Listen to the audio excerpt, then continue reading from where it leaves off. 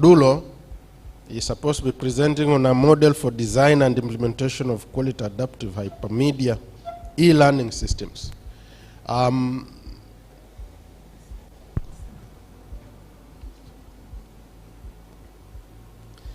Okay, we also have Dr. Anwar Hood Ahmed presenting on effect of standard gauge railway as an economic pillar of Vision 2030 on the socio-economic performance of Mombasa County.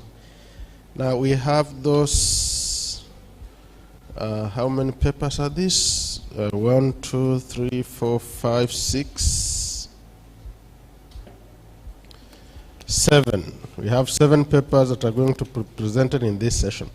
Now, I would wish to start with Dr. Anwar Hood Ahmed, together with Samson Kitheka, Gladys Wamiori, and Kulthum Yeya. They are physically present to take the floor.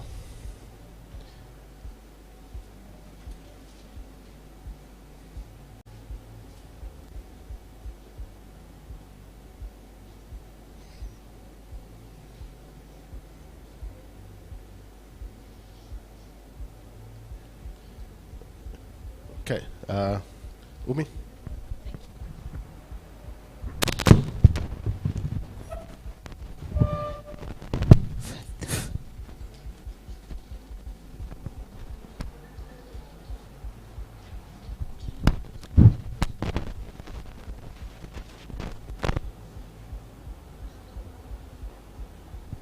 Thank you, Daktari. Good afternoon.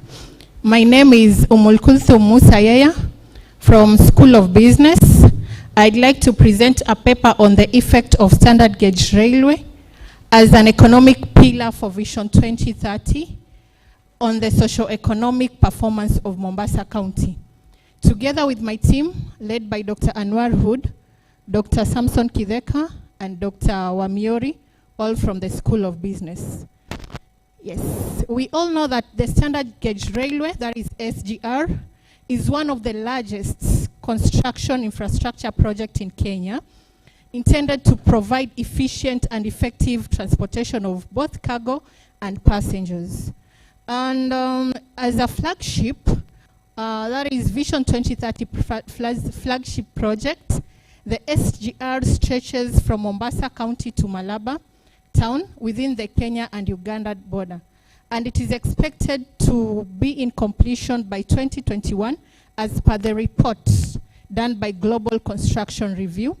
The first phase was completed in 2017, where we have, which stretches from Mombasa to Nairobi with 14 cargo freight and 4 trains for passengers. The second phase was completed in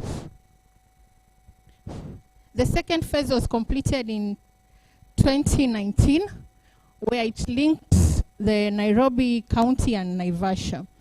So with the construction of SGR, it was purely Chinese contracted, whereby the local people, the people from Kenya, the local, were only given, or it is speculated that they'll only be upgrading the existing meter gauge railway, which this was indicated in a report, that is the Global Construction Report of 2020.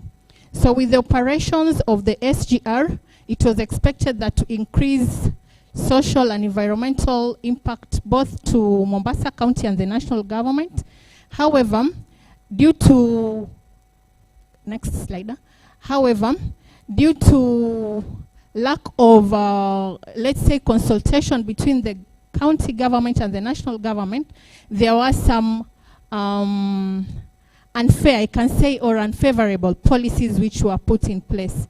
And it is expected with an SGR, it is expected that SGR would strengthen both Kenya's strategic geopolitical positioning and its, of course, the Mombasa County, since it acts as a gateway between Mombasa and the other borders, that is the across borders, that is Uganda, Tanzania, not Tanzania per se, but Malaba. And in this case, Mombasa would have been assumed to be a global network. Next slide, please. The objective of our study, we had 3 major objectives, with a specific with the general objective being determine the effect of SGR on social economic performance of Mombasa, and the 3 specific objectives which the study took into consideration is the effect of massive job losses, which is cautioned by SGR. Then the second objective is that we want to establish whether SGR was politically motivated. And the third is whether the SGR linkage to the inland port of Nairobi and Naivasha does affect the socioeconomic performance of Mombasa County. So on to my statement of the problem. We actually use the soft system methodology to understand the effect of SGR. And based on the research which were conducted by earlier researchers, it was noted that SGR has some benefits, which includes reduced road maintenance costs, improved regional trade, reduced transport costs, and faster delivery of goods to various destinations. However, the SGR also has some, it has also created some problems, or it has some disadvantages. And the disadvantages which have been portrayed, both defined and defined problem within the country, include, but not limited to, increased debt levels, market disruptions, revenue losses to many businesses, massive job losses, either to truck drivers, CFS, and all the people who are working along the Mombasa-Nairobi highway. This is well portrayed in the above picture, where we are having the problem expression. We are trying to observe what is happening in the real world versus what is happening in the system. This is a model which is well outlined in the soft system methodology. So we have 2 areas. We have the real world, what is happening on the ground, and what the system thinks about the benefit of the SGR. So what is happening in the real world because of the SGR and the policies which are put in place by the national government, we have an economy downturn or downfall and revenue losses, as you can see over there. And that is basically in Mombasa County and all the towns which are along Mombasa, Nairobi. So with the economic downturn, this is it is as a result of market disruption. People are losing their income, and unemployment level is at the high rate after the transfer of cargo operations and clearing and forwarding businesses from Mombasa to Naivasha. So we also have challenges. People are protesting in Mombasa. We have increased debt. This is well outlined in our research findings, where the national debt has really increased because we are trying to manage the SGR.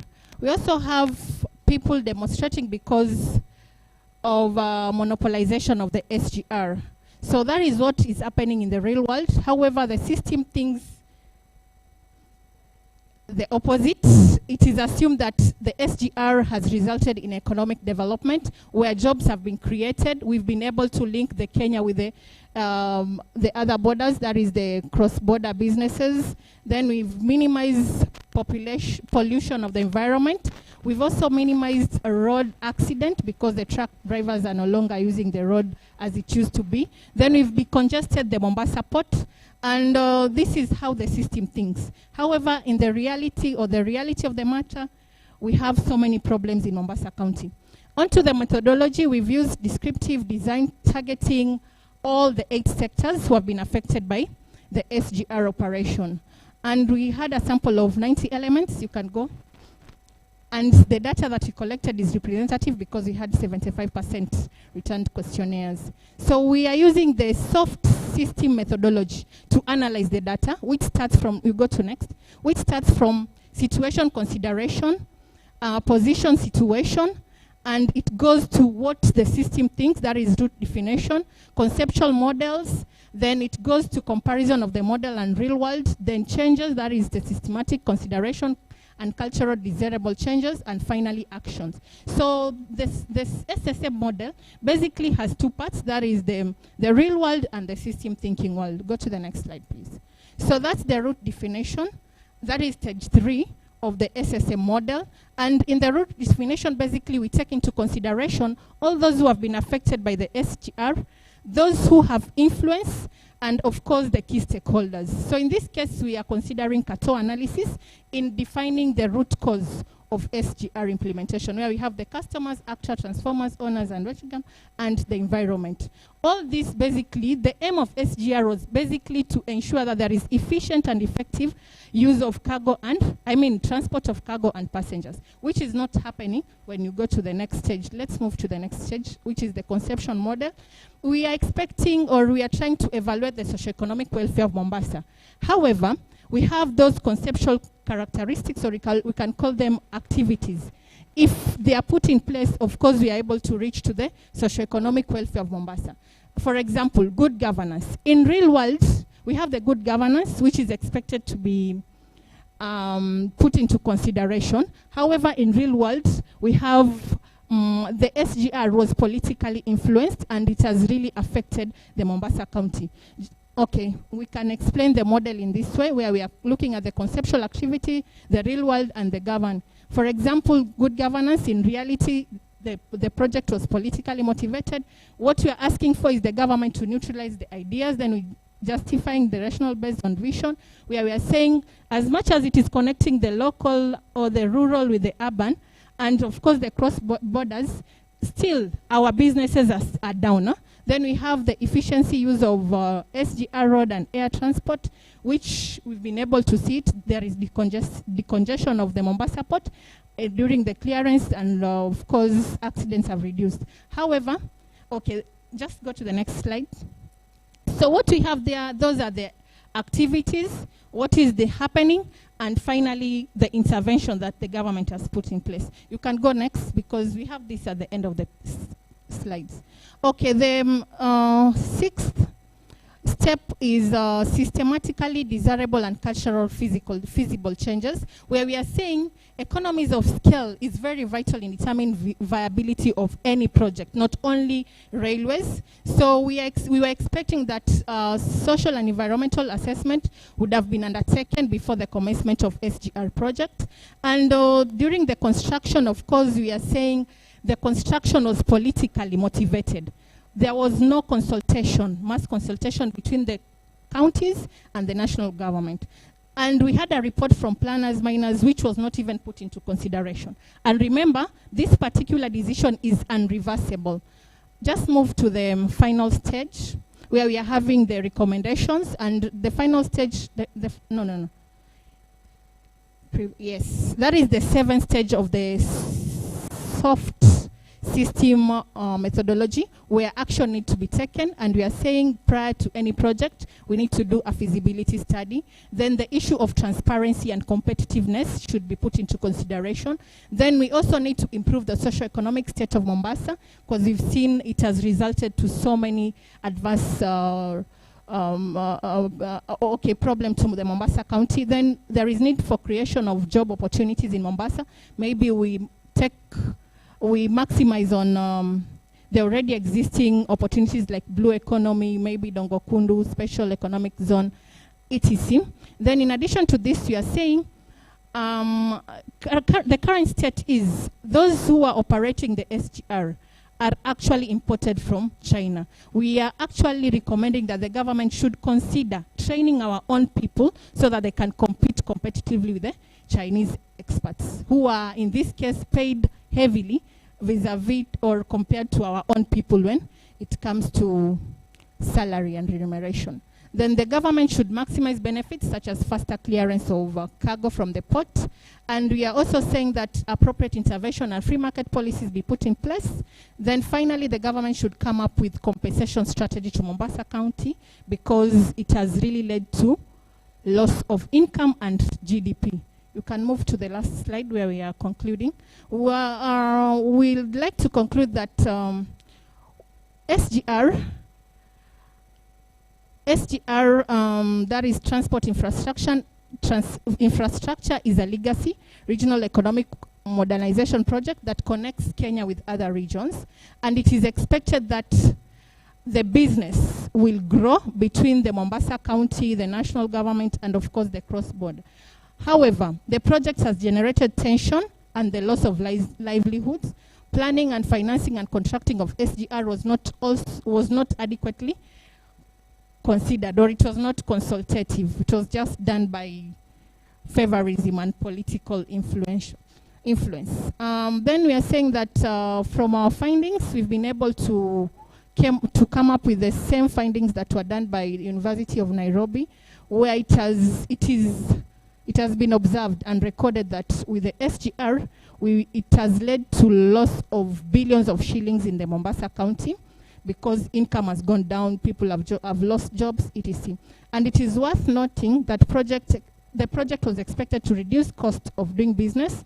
However, the SGR project has resulted to increased debt level to the economy. I'd like to acknowledge the following people and the institution, that is Technical University of Mombasa, through PRI, which granted us some money to conduct this research. And I would also like to acknowledge the team which worked hard towards this paper, led by Dr. Anwar, Samson Kideka, and Gladys Wamiori. Thank you so much. Thank you, Madam Mumi. We appreciate your research. We appreciate your research and the presentation you have made. Now you can remain around, Madam Mumi, to answer some of the questions that will be asked towards the end of this presentation. The next presenter is Robin Kinuthia Kariuki, together with Colin Omar Ntambo, presenting on eco-friendly plastic eradication. Robin, you will have 7 minutes, please. You will have 7 minutes to make this presentation, beginning 12:50. Thank you. Good afternoon, everyone. Okay, my name is Robin Kariuki, as you've been told, and I'll be presenting more of an innovation on a means of which we are supposed to get rid of waste plastic materials. Okay, the first slide, please. The introduction is basically, plastic was a revolutionary invention that drastically changed the packaging industry, but with time, careless disposal, and the fact that plastic is non-biodegradable greatly contributed to plastic being the leading solid environmental pollutant, covering 40% alone as a pollutant. In 2019, the global output of plastic production totaled 368 million metric tons. We got this from Statista.com, and with a total of 300 million metric tons ending up as waste annually. If you compare the two figures here, we see that 368 million produced and 300 million ending up as waste. So only 68 million metric tons remains within households. Next, we see that the project is based on the scientific principle that polymer chains can be broken down into their constituent monomers through strong application of heat, reversing the polymerization process that plastics undergo during manufacturing. Basically, it's a chemical reaction done to create plastic. You take monomer, react it in 200 to 350 degrees Celsius, it will break the double carbon bonds and attach to the adjacent monomer. That is the basic explanation of polymerization. We have about 300 million tons of plastic are produced every year on a global scale, and over 8 million tons end up floating around in the world's oceans, causing great danger to marine organisms. This is another fact from Statista.com. And we have the explanation I just gave, that plastic are long polymer chains. Next, please. Here we see images we come across, I believe, daily. All of us can relate to these scenes. We see plastic everywhere, everywhere we go, on beaches, even in towns. We tend to see heaps of plastic here and there. Next statement. Bringing us to the problem statement, which is, how do we get rid of this plastic waste that has accumulated in the environment over the years in a way that is eco-friendly and that has little to no impact to the environment? That is the problem statement. Next. And so we came up with a justification. We can see that the increased demand and manufacture of single-use plastics poses a greater threat now due to the lack of proper means of disposal, and water bodies are beginning to feel the impact, with a prediction of the ratio of fish to plastics to be 1:1 in the near future. This basically says that we are threatening life underwater by our continuous use of plastic. The second point says that all existing recycling processes only change the form and use of the plastic. Thus, the plastic still remains to be an environmental threat once disposed. Case in point, we tend to see projects that take waste plastic and recycle them into fencing poles.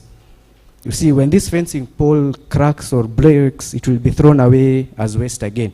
So the plastic still remains within the environment, even after use. And the third point, we go to globally, 91% of plastic produced is left unrecycled every year. This is from Laura Parker, National Geographic 2018, thus leaving a huge chasm in the waste plastic recycling. This figure is very undermining, if you ask me. And we see the solution is, we have developed a process whereby we adapt pyrolysis, which is the strong heating of plastic in the absence of air, to break it down to the constituent monomers. Case in point, we took polyethylene, thin films of plastic, went to a lab and did an experiment. When you apply heat to these films of plastic, they produce a flammable gas. Now, this gas we believe to be ethane, and we tested it with 2 or 3 varying methods. Number one is potassium permanganate, which is also a test for unsaturation in hydrocarbons. And number 2 is that we lit a burning matchstick over the gas jar, and the gas produced burnt with a yellow, sooty, smoky flame. Next slide, please. And here we have the simplification of the process we intend to use. Collection of the plastic waste, sorting. This is a very big problem faced in modern day pyrolysis, as people tend to mix different forms of plastic together. You find people burning rubber and polyethylene in the same combustion chamber. So at the end of the day, whatever you produce is a very horrible mixture of gases. So we intend to make our process as pure as possible, dealing with specific forms of plastic at a time. Then we go to the burning. It's not burning, it's pyrolysis. Pyrolysis and burning are different. Burning, you have to use fire, but in pyrolysis, you just apply heat. It can be electric, or you can even use conduction. You heat up a piece of metal, put the plastics on top, and they will begin decomposing. Then we go to purification of the gas we produce. As stated, we do have several chemical additives in plastic. So we intend to purify the gas produced during the pyrolysis process in order to enable us to harvest a gas as pure as possible. Then we go to hydrogenation. This now brings us to the value addition part of the project. Ethene is not very marketable as it is. So we intend to turn it into cooking gas through hydrogenation. Here we basically react the ethene produced with hydrogen in the presence of a zinc catalyst. It's a very specific reaction, it's very specialized, but in the end we do get ethane. As an alternative to hydrogenation, we can do hydration, which is reacting the ethene with steam in the presence of sulfuric acid to produce ethanol. Ethanol is also very marketable. It can be used in breweries and also in the medical industry and pharmaceuticals to produce various chemicals. Then we go to packaging of the end product, either ethanol or ethane for sale. And then we go to the sale of the product. Next slide. And that was the end.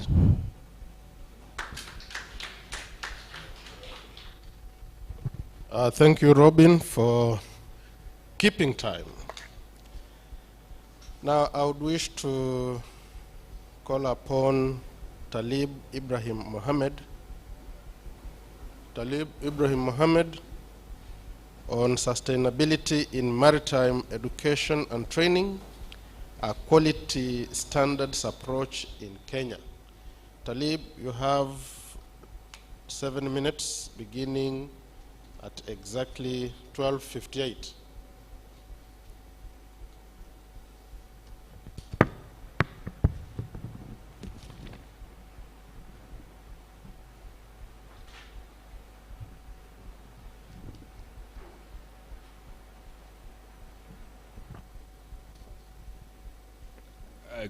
Good afternoon, ladies and gentlemen.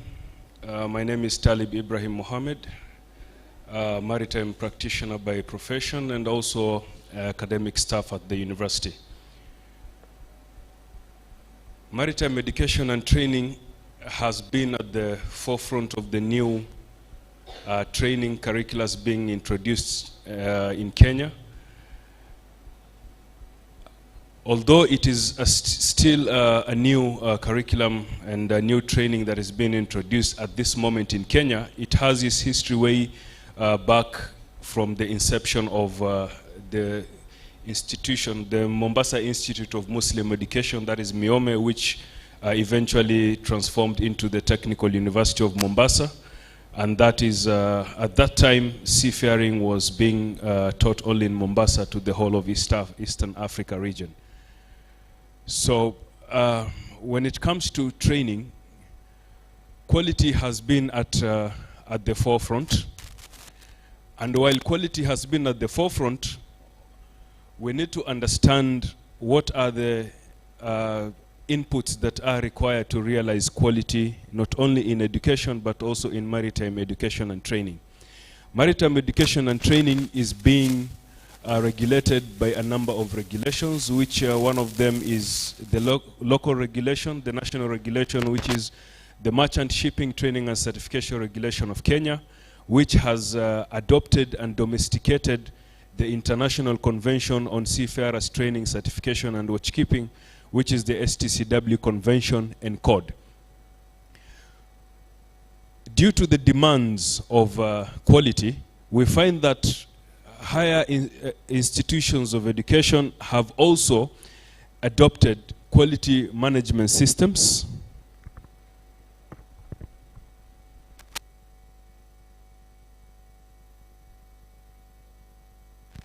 The quality management systems have been primarily adopted to enhance and ensure quality.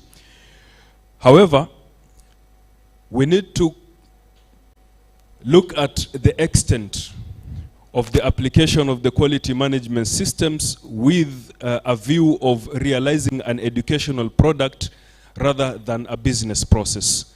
And thus, we look at assessing the extent of non-compliance, which is brought about by the circumstantial challenges that are brought on the application of the quality management system, which has primarily been developed for business processes rather than educational product. And with that, we need to find a way forward for quality assurance when it comes to maritime education and training.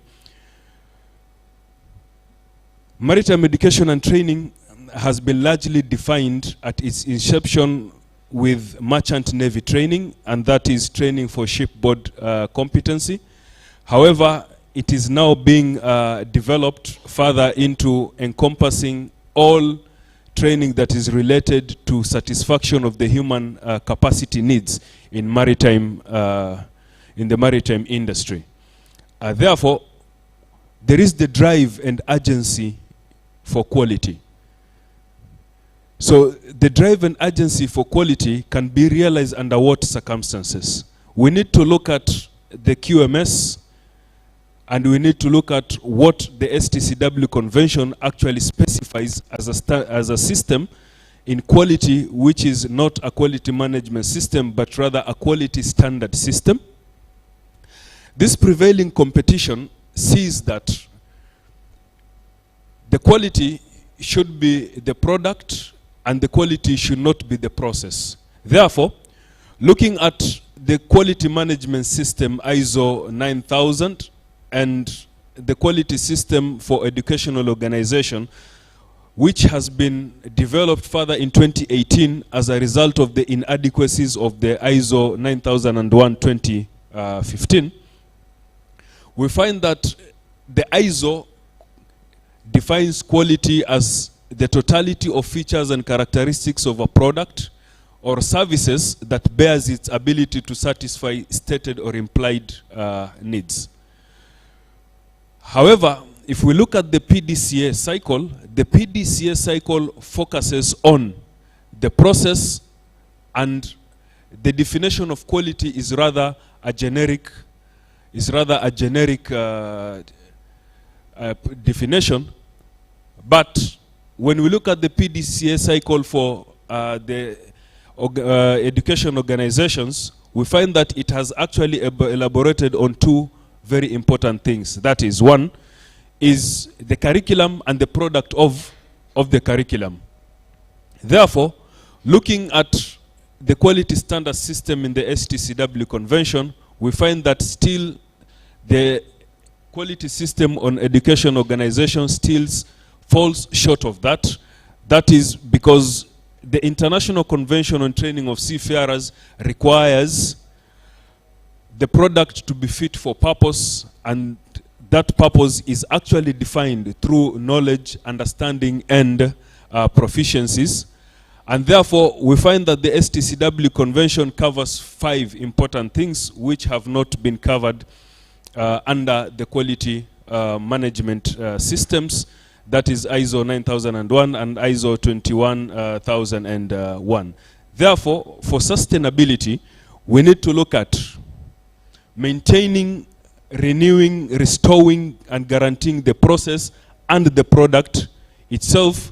And therefore, looking at that aspect, we find that the key component is statutory requirement to retaining quality. And that is what is lacking within the QMS 9001-2015 and the quality management system to 21001 for educational organizations.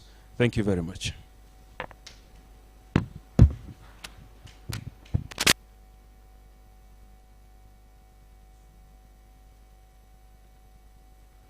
Thank you, Talib, for that nice presentation. We actually took exactly 7 minutes as stipulated in the schedule. Now,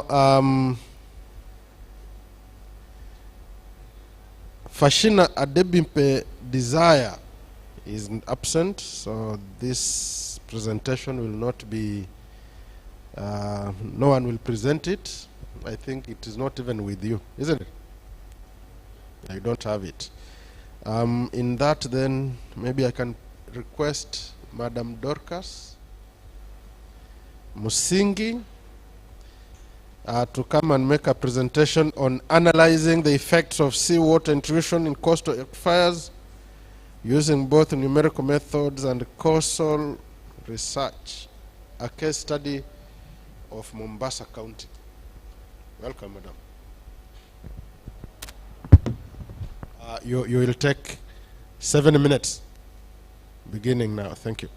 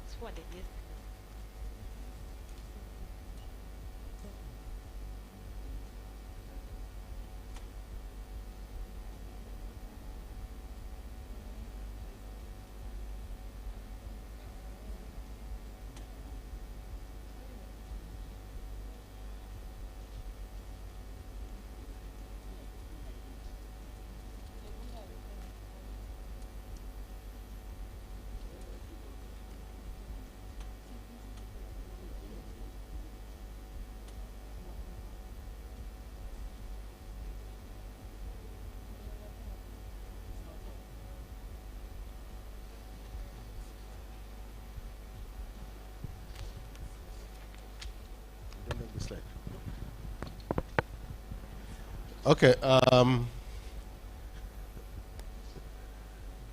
As we wait for the slides to be uploaded, I would wish to request Dr. Kenneth Hadulo, who is presenting virtually. Dr. Kenneth Hadulo, are you there?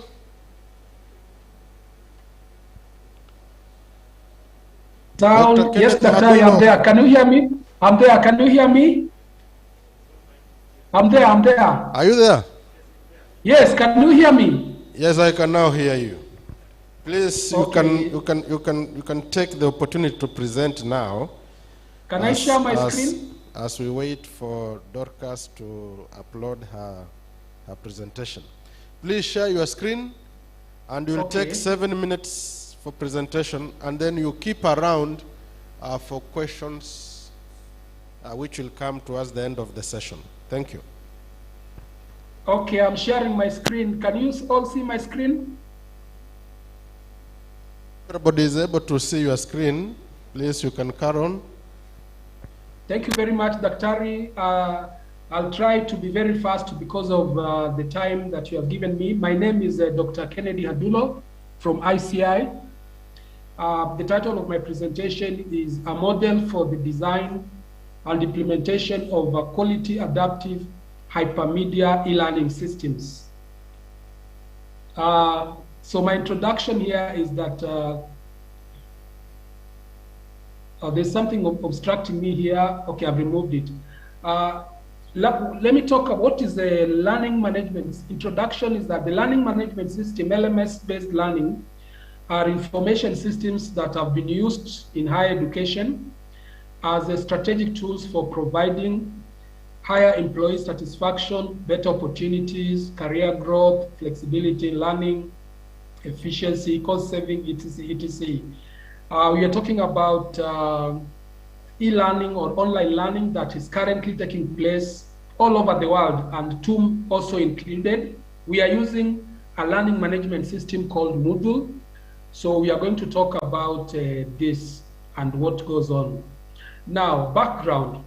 There is a problem currently, and most e-learning initiatives in Kenya and the rest of the world are asynchronous.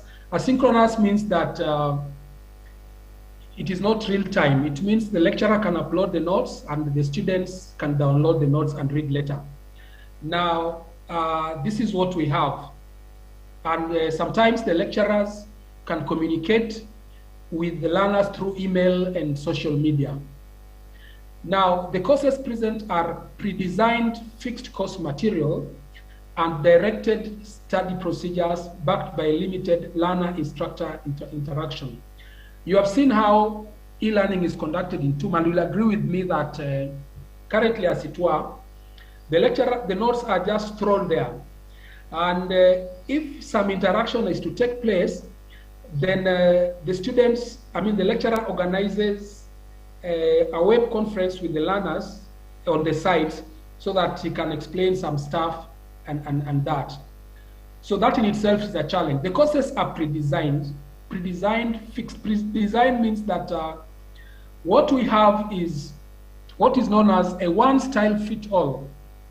A one-style-fit-all is you have the notes, and these notes does not take care of weaker students. You know, among the students, there are those that are very good, there are those that are average, there are those that are below average. The model of e-learning we have is that the content which is created is one style fits all, and this one can disadvantage some of the learners. Therefore, the objective of this study was to identify the factors that can be used to design and implement an adaptive hypermedia e-learning system for public universities, and also use a framework called Community of Inquiry Framework, learning style models, and other factors as a blueprint for creating the design, the implementation for this model of e-learning system. Now, what is adaptive instruction? Very, very quickly, this is an instruction that is directed towards the needs of the individual. What do we mean by the needs of the individual? The needs of the individual are always different. It means that there are weaker students and there are stronger students. You cannot teach the same, both categories of students using the same method or the same notes. For the weaker students, you're supposed to give them more time. Our e-learning system, as it were, does not do that. So there is need for an intervention to have an e-learning system that is adaptive in nature. Adaptive in the sense that when the students log in, there is materials for weaker students and there is material for brighter students. So in that case, everybody will be taken care of. That is why you are talking about tailoring the instruction to the unique needs of the student.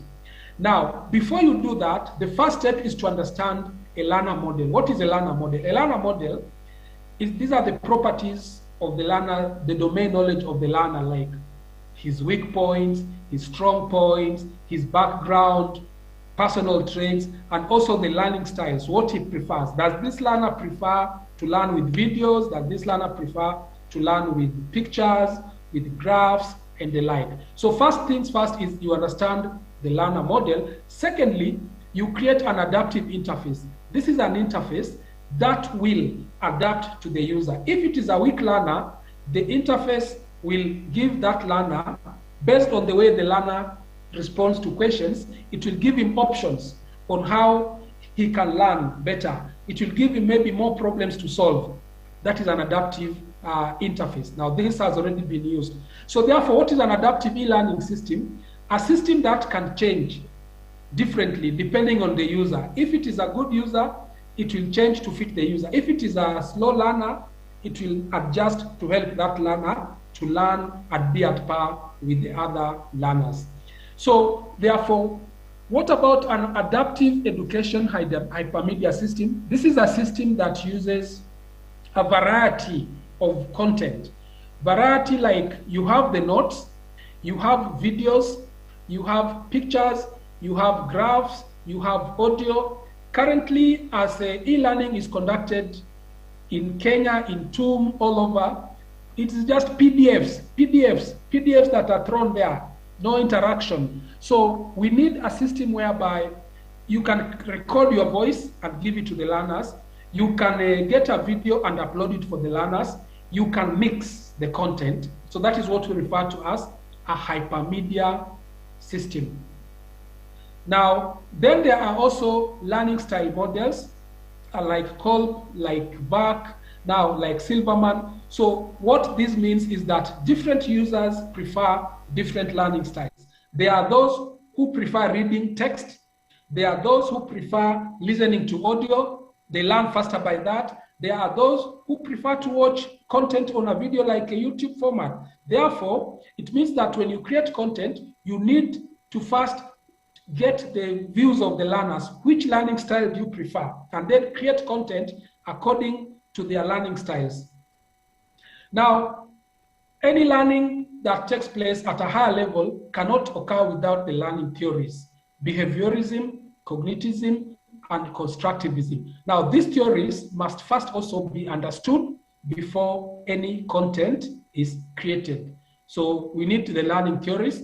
Then the framework that we are basing our study on is known as the Community of Inquiry Framework. So this one is a framework by Garrison et al. It was created in 2000. This is a very successful and important framework because it was used to study online learning. It is known as the Community of Inquiry Framework. And the framework stated that in online learning, you need social presence. What is social presence? Engagement with other learners. These learners are isolated. They can't see the teacher. Therefore, they must be socially connected. They should be able to chat, text, to call the others. Cognitive presence. Dr. Means Adulo, that, yes. Yeah, you have 1 minute. I'm almost done, sir. Okay. So the Community of Inquiry Framework was used, and then so the Community of Inquiry Framework, together with the learning styles, together with the theories of education, brought this model, which you can see has teaching presence, as social presence, and cognitive presence. Now, if this model is to be adopted in the current e-learning system, then it is going to improve the performance of the learners and retention. Retention means there will be fewer dropouts, okay? So this is a model that can be used to better learning, and as I put it in my conclusion, it will result into a better implementation, improved academic performance. More and more students will enroll online. Very few students are going to drop out, And with more students joining online learning, universities are going to have better income. Thank you very much, and thank you very much for listening, and thank you very much, and God bless you.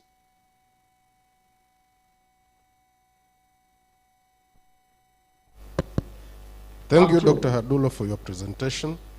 It is something that we can, I think, work on to ensure that our students get the best out of the new systems we are getting into.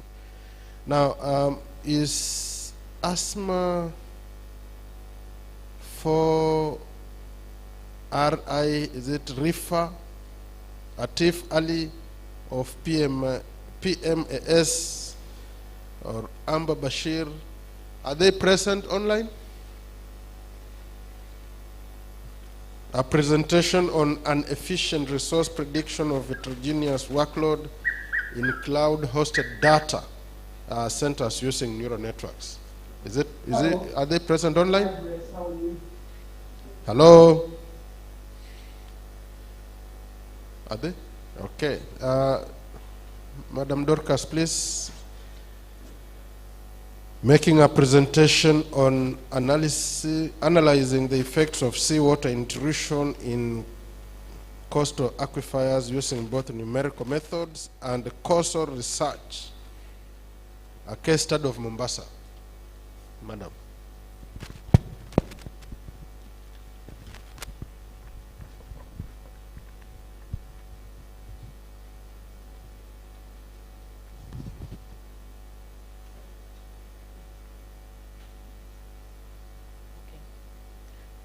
Good afternoon.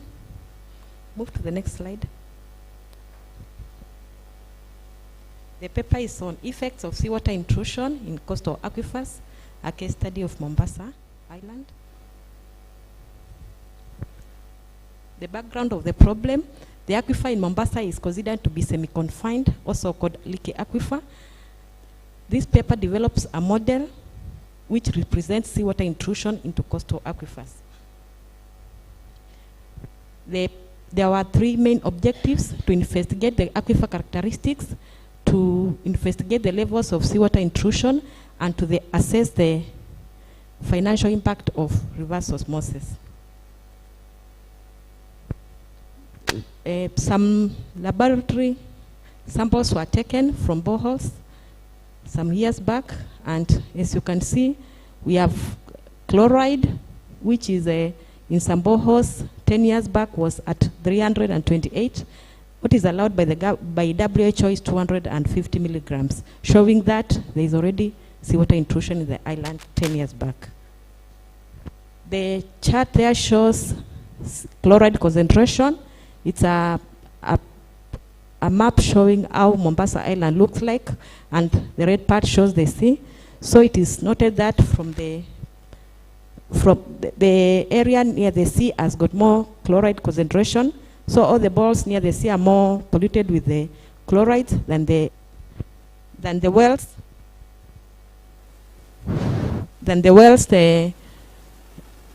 At the center of the island.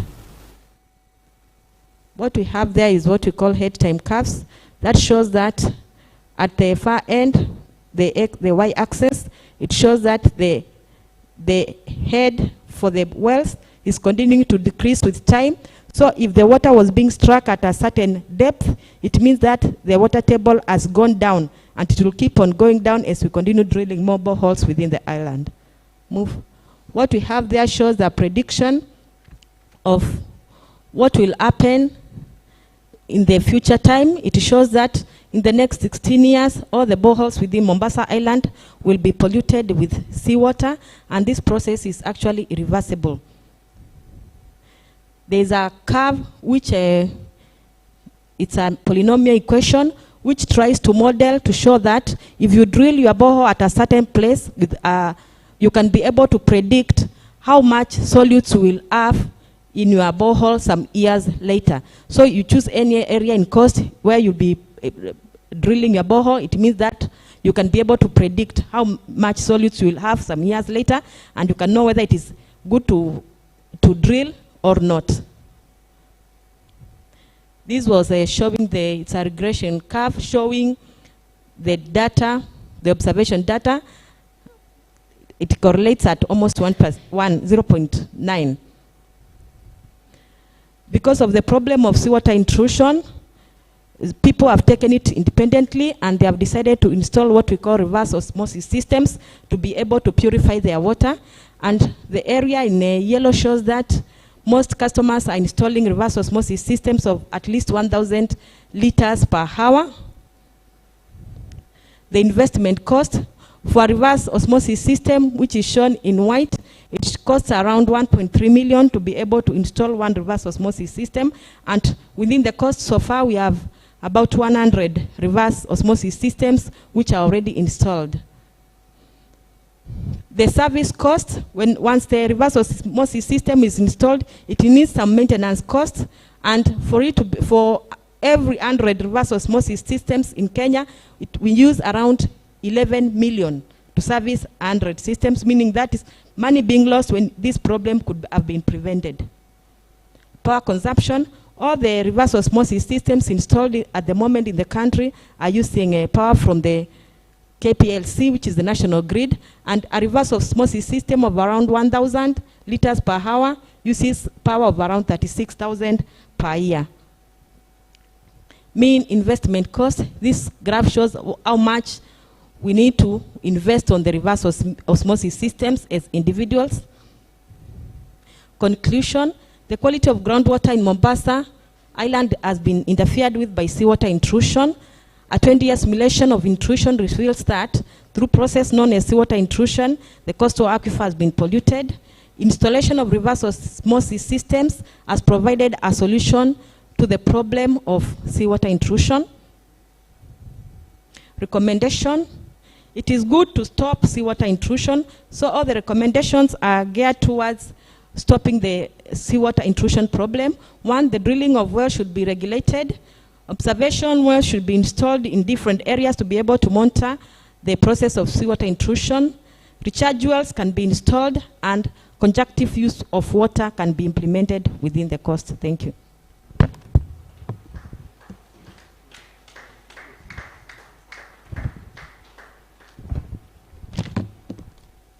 Thank you, Madam Dorcas Musingi.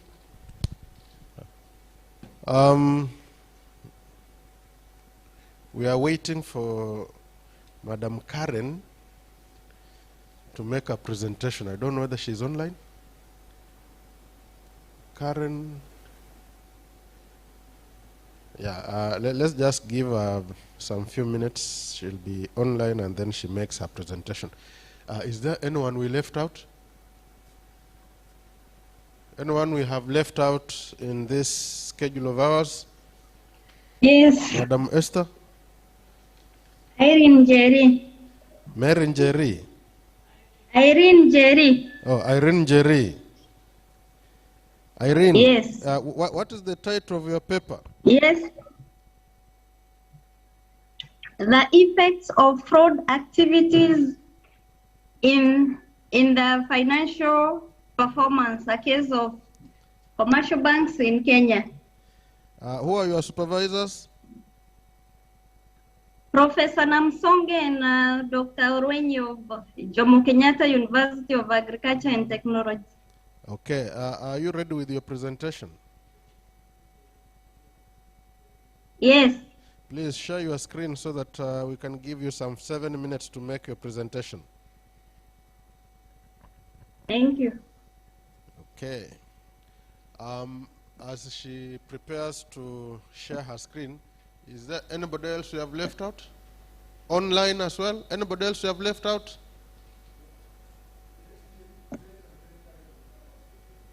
Yeah, I just want her to respond so that we can put her on the schedule. Okay. Anne, you said Anne, Irene or Anne? Irene. Irene Jerry. Please, Yes. Caron, please. You have 7 minutes, huh? Your 7 minutes will begin. Thank you. It begins at exactly 1:29. Please start. Okay. Thank you. Now, I'm a student, a PhD student at Jomo Kenyatta University of Agriculture and Technology, and I'm presenting on effects of fraud activity in the financial sector, a case of commercial banks in Kenya. The occurrence of fraud risk in commercial banks has today been a concern for management, the regulators, and the public at large because of the devastating effect they pose to a bank. Commercial banks in Kenya, just like their counterparts in other countries, are progressively embracing ICT, like internet banking, ATM, real-time gross settlements, FTRs, and among others. While ICT adoption in banking sector is greatly contributing to robust economic development in Kenya, the cyber fraud perpetrators are on the lookout. Now, the statement of the problem, the trend of financial performance, here measured with profit before tax, has been varying. For example, in 2014, the total for all the 42 banks was 140 billion. Then it declined to 132 in 2015. In 2016, it rose to 147. In 2018, 160 billion. Again, it declined in 2019, so it has been very erratic. Now, one wonders whether fraud risk is accountable to this erratic behavior in financial performance of commercial banks. Therefore, the objective of this study is to establish whether the fraud activity has any effect on financial performance. The research question is, what is the effect of fraud activity on financial performance of commercial banks in Kenya? And my hypothesis was that fraud activities do not significantly affect the financial performance of commercial banks in Kenya. Now, I was guided by the fraud triangle theory that has 3 pillars, and one of them is perceived pressure, that people execute fraud because of pressure they have, which is mainly financial pressure, like a huge medical bill, or betting, or alcohol. Again, another pillar is perceived opportunity. Even the bank is assets that are available. This case, money readily available. It can pressurize them to steal the money. Or information, if they can access the depositors' information, that will persuade them to commit fraud.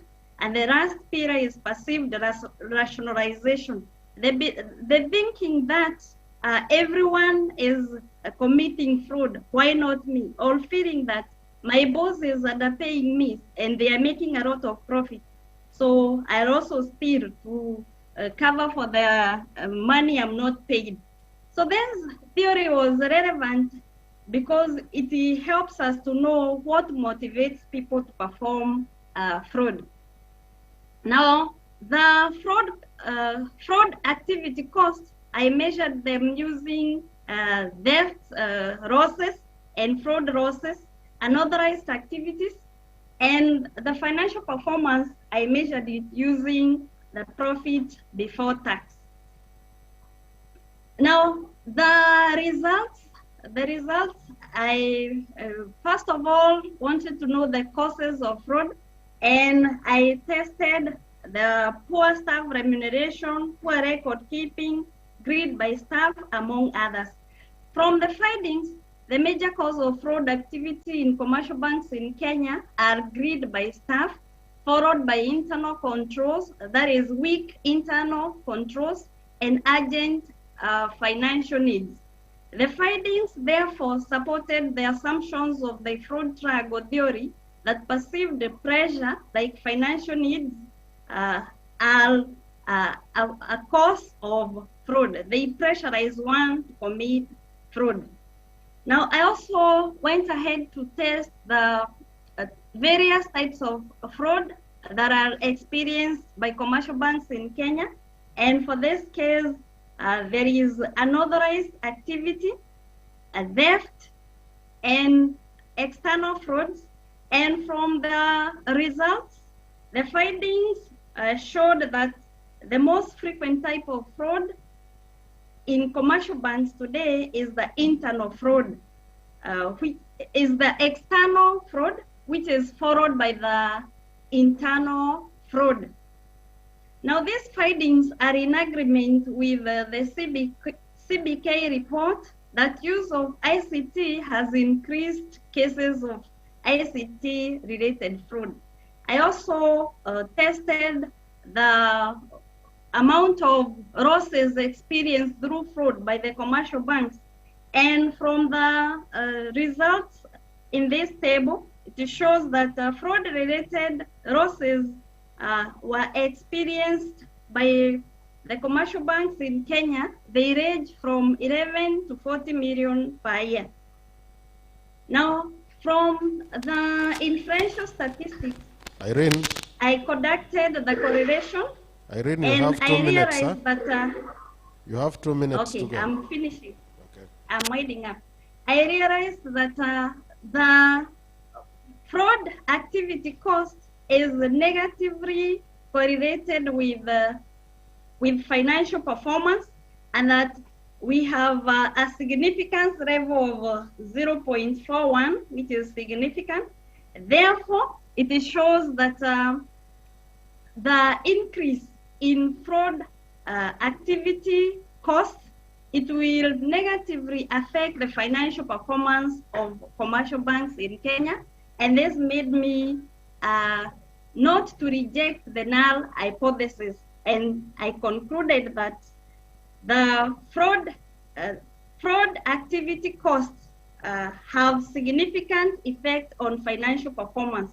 I therefore make the recommendation to the bank managers that they should invest in enhanced ICT-related fraud controls.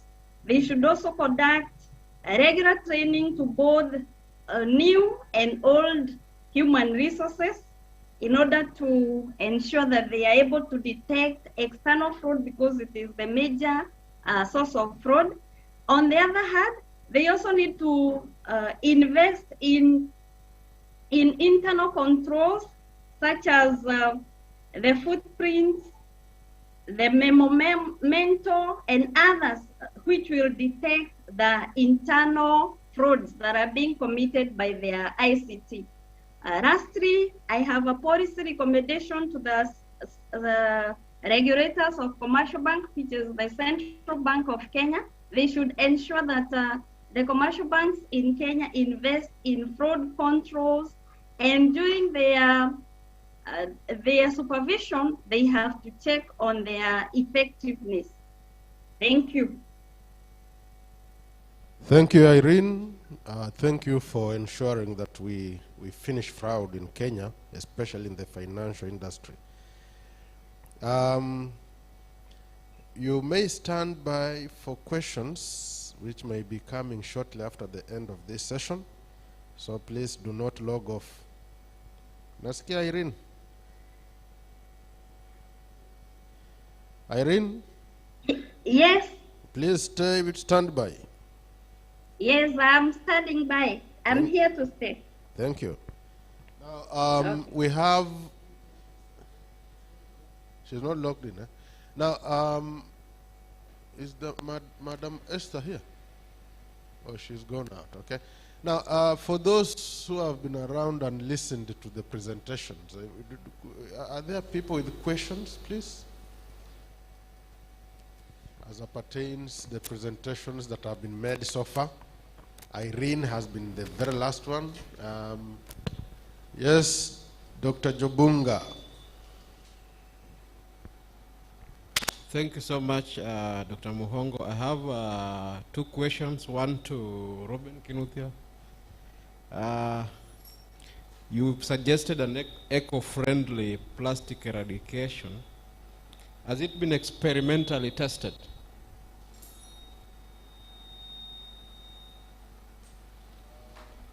Robin is noting that. Then I can ask my second question to, yes. to Engineer Dorcas Musingi. What was the prediction model used in your work? Thank you. Engineer Dorcas, they're asking about the prediction model that you may have used to.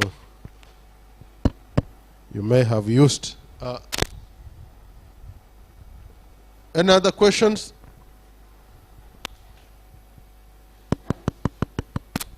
Okay, thank you. I have three questions. Switch on your mic, please. It's on. I have three questions. One to Mary Andika, another she's still on. She presented on procurement ethics, of which this could be a very broad area. So maybe she could tell us if in her study she saw, or maybe she made any, how to avoid these conflicts of interest, corruption, or fraudulent practices, probably by the members of county assemblies, because they are the ones who are the culprits when it comes to the devolved governments. Yet we keep pushing the blame to the procurement professionals when the problem is the elected members of county assemblies. Two is to Captain Talib on quality in maritime education training. Yes, when we want to ensure there is quality, we should have interventions on the caliber of staff training or doing this maritime training. The government has been focusing on the TVET and especially the lower levels, the craft and the diplomas. But then at the higher levels of study, especially for maritime, we don't have staff to teach at the higher levels, especially at the universities. So maybe Captain could tell us, were there any recommendations on what to do at the higher levels of study concerning maritime training? And then lastly, to Dr. Hadulo on hypermedia learning management system. Maybe I didn't get it, I didn't understand the problem. Because he was recommending that we need to have a hypermedia learning management system. Are they not there? Because I understand we could be having one like Canvas. Canvas, you can be able to have that interactive content. So what is the problem? Is that they are not there, or maybe is it the adoption from our end? Thank you. Thank you, Dr. Kitheka, for those three very powerful questions. Good afternoon. Mine is to comment on the last paper about the fraud. Amongst the recommendation that the the researcher could have considered is to the managers, she should have thought about the hiring of the staffs. The character of the staffs should be probed before hiring them into the financial institutions, because the character is the one that determines whether people will be engaged in fraud or not. Thank you. Irene, you have heard the question. Irene, did you hear the question? Yes, it was actually a compliment that I should have recommended that the employer probes the character. I think I'll make that adjustment to include it as part of the recommendation. Thank you for the advice. Okay. Okay. Madam Dorcas? My question is to Irene. Irene, the one who... Irene? Yeah, the one who presented on banking. Yeah, listen to the second question, please. Yeah, when you say the banks lose around 40 million through external theft, can you maybe list 2 or 3 methods of the external theft so that we can understand how it is stolen? Irene, you are listening, isn't it? Yes. Yeah, they are saying that you could use some 3 or 4 external methods of theft. Is it possible? Yes, there is data hacking. Yes. There is the data hacking. So there is also. Go on.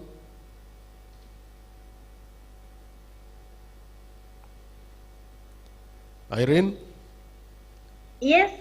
Yeah, what they're saying is maybe when you continue with your research, you should include some methods that are being used to steal externally, so that the research is all encompassing. Okay. Yeah, that's what they're saying. We can now get some other answers from from Madam Dorcas. Robin, you also be ready to give some answers to that effect. Captain Talib is out, so he will not be able to answer. Andika is absent online, unless she has logged back in. Dr. Hadulo is also missing online, unless he reappears now. So their questions can be maybe sent to them via email. Dorcas, please. The program which was used for simulation was ModFlow and MT3D, a US geologic programming program. Thank you. Maybe Dr. Jobunga may want to see you separately to get the clarification. At this juncture, I would wish to call upon Karen. Karen, are you online? Karen? Hello? Hello, Doc. Karen, are you online? Yes, I'm online. Can you hear me? Yes, I can hear you softly. Please raise your voice and share your screen so that we can get your presentation, please, in 7 minutes. Okay, sir. Okay.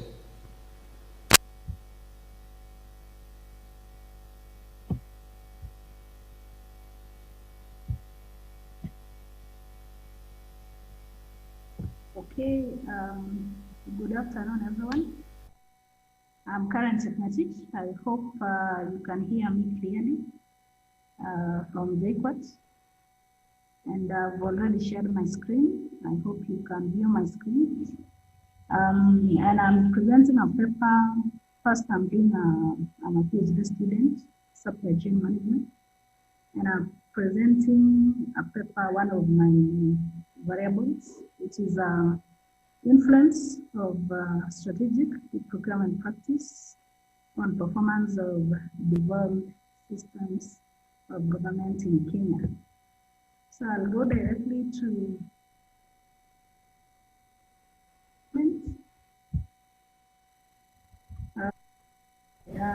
could you go to the presentation mode, please? Sorry? Go to the presentation mode. It is like you are simply showing us all your slides. Can you go to the presentation mode? Okay.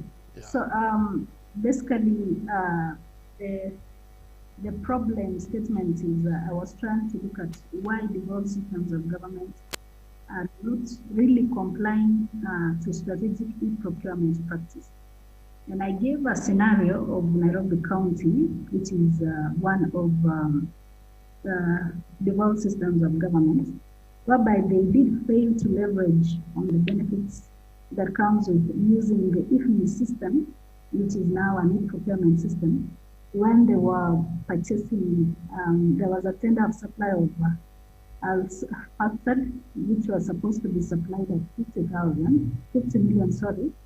But the contract was awarded at Kenya shillings 150 million, which clearly indicated that the tender was not awarded to the lowest bidder. But in actual sense, if they were using the IFMI system, which is an e-procurement platform, they could have awarded to the lowest bidder. And of course, there are benefits that comes with the use of e-procurement system, which is basically, it increases the transparency of the procurement process, which leads to cost reduction. Okay, so basically it is against this background that the study wish to determine the influence of strategic e-procurement on performance of the world systems.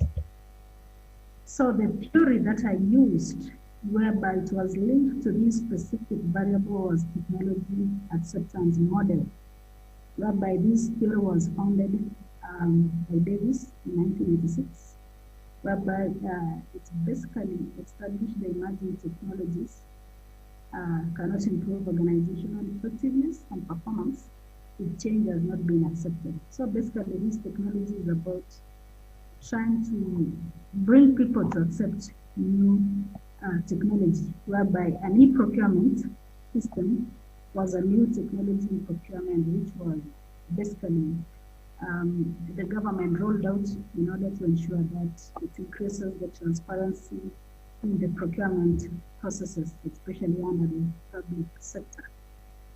So directly go to my conceptual framework, which is the general conceptual framework.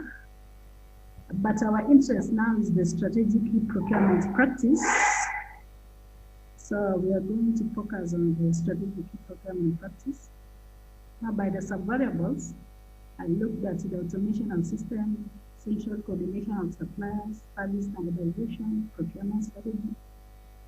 And my moderating variable was the procurement, public procurement acts and regulation, whereby I did specifically look at the administration of procurement contract, management of procurement cycle, and the dependent variable is the performance of the world systems of government, whereby the performance I measured looking at the procurement productivity, cost savings, and customer satisfaction.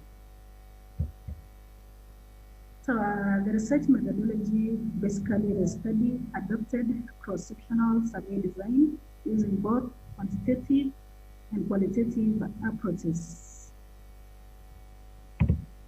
And the sample size was basically I targeted the 10 county governments.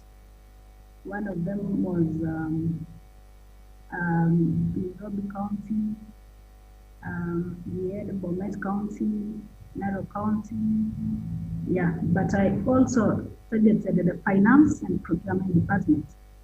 And my sample was 186, and I arrived at 186 by using this formula. So let's go directly to descriptive statistics. So I used the Likert scale, whereby by looking at specifically strategic e-procurement practice and the questions under strategic e-procurement practice. This one is strongly disagree to strongly agree. So by looking at a mean of 4, and the maximum is 5, it basically implies that the respondent strongly agrees that the e-procurement system allows automation and authorization of workflows at a mean of 4.0. They also agree that the strategic e-procurement enables creation of central coordination instance of supply management. Karen? Yes? You have about 2 minutes. Okay. So generally, if you look at the overall mean, it was 3.9. So basically, the study agrees that strategic e-procurement actually have a positive impact on performance of devolved systems of government. Okay. So I'll go directly to differential statistics because of time, whereby here is the correlation analysis. Here we have the performance of the counties of devolved systems of government. whereby if you look at it, is at 70%, whereby it basically agrees that actually strategic procurement has a positive impact on performance of committees, and that is the translation, whereby the study found that e-procurement has a positive, strong linear relationship with performance of the world system of governments, with Pearson relation coefficient of 0.70 at 0.01 considerable. And it agrees with the findings of Noor and Kirini that actually procurement have a positive relationship with the performance of the world systems. So test of hypothesis. Strategic procurement does not have a positive significant influence on performance of the world systems of government in Kenya. The standardized regression coefficient for strategic procurement was 0.704, which indicates that a unit increase in strategic procurement will result in 70.4 increase in performance of the world systems of government in Kenya, as shown in the table below. And that is the table, which is the model summary of strategic procurement practice. You can see that the R is at 0.704.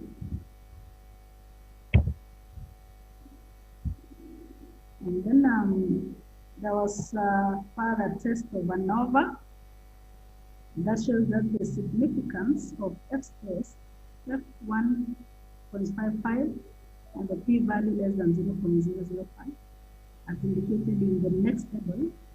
This implies that there is a positive, significant relationship between strategic procurement. Karen? Yes, yes. Please conclude. Sorry? Please conclude. Okay. So I'm going directly to the conclusion, which is basically that there was a positive, significant relationship between e-procurement, strategic e-procurement, and performance of the whole system of government in Kenya. And the study further went ahead and recommended that the world systems of government should adopt e-procurement system and automate all procurement operation procedures to enhance smooth workflow, hence improve efficiency. Another recommendation is basically strategic e-procurement practice should be implemented within the legal framework of Public Procurement Act and regulation. And that marks the end of my presentation.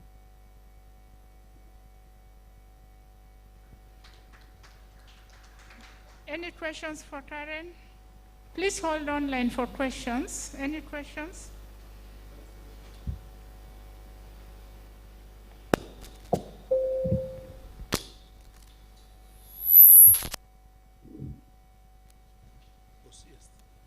Thank you, Karen. You are talking about strategic procurement. Maybe can you elaborate the difference between strategic procurement and green procurement? Thank you. All right, so basically strategic, okay, let me start with green procurement. Green procurement is more of procuring goods while considering the three aspects, which is the environmental aspects, ensuring that the goods that you procure doesn't negatively affect the environment. Also putting in place the social aspects, whereby you ensure that your employees are taken care of. And of course the economic aspect, because every business, they exist to make profit. So it's about balancing the three dimensions: economic, environmental, and social aspects. But strategic procurement is more of cost savings, ensuring that you save cost and customers are satisfied. Yeah. Okay, next question. Okay, thank you, Karen, for the good presentation. I have two concerns. Yes, yes. I'm trying to wonder when e-procurement becomes strategic, because the basic understanding of e-procurement is using of electronic systems to conduct procurement processes. So it is easier to conceptualize strategic procurement, but when we talk of strategic e-procurement, it's like we are missing a point. Maybe I would want to see better on how you have conceptualized what you are calling strategic e-procurement. And the other thing is where you chose to do your study, the devolved systems of government. Are these people really into e-procurement? Because what are they doing in terms of sourcing? What are they doing electronically other than just the payment using the government-initiated IFMIS systems? Maybe you can tell us if you found that these people are really into e-procurement for you to get data from the devolved systems regarding e-procurement. Thank you. Okay. So maybe I can comment on the second one. Actually, during the study, the reason I undertook is because you see that these county governments don't really use e-procurement system, and yet there are benefits that accrue with it. So that was the basis of the problem. As much as it is recommended from the Act, they don't really leverage on the e-procurement systems. Okay. Because of time, we'll only take one question to Karen, and then we'll go back to Robin.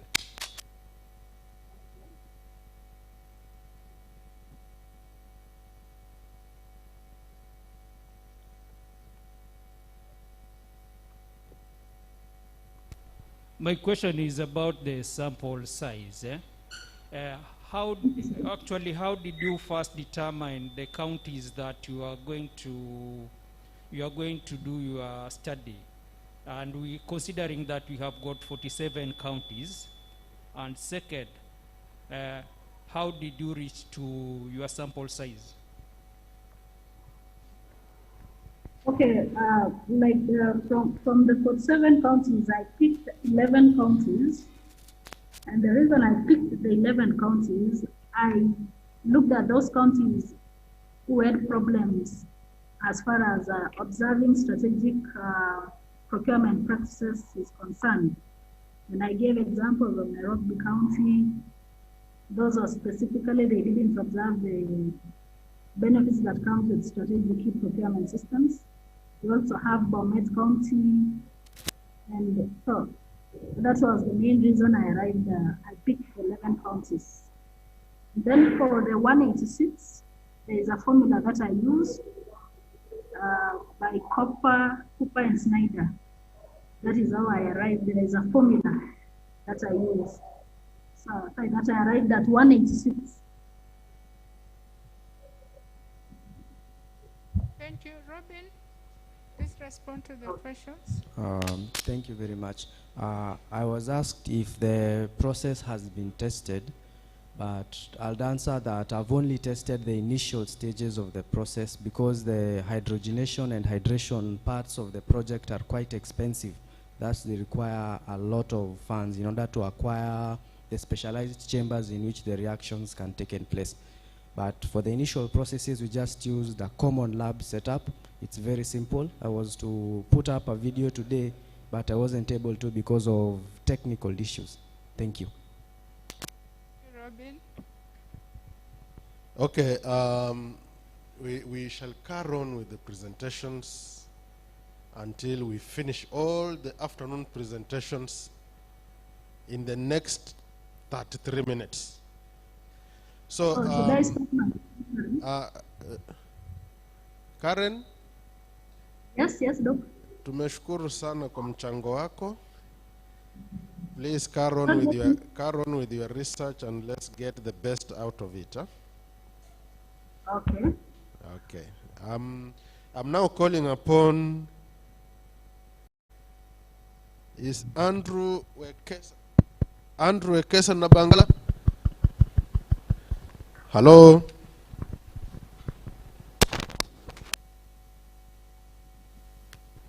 Hello? Is it okay? Andrew Ekesa Nabangala is not around. Arafat Mukasa with David Malombe and Kenneth Hadulo. Andrew is online. Andrew? Andrew Ekesa Nabangala? Andrew? As Andrew prepares, maybe you can send Andrew a message. Send Andrew a message to be ready to join us online. He's supposed to be presenting physically, but okay. Abdul Kadir Agri Shisuka and Shishali.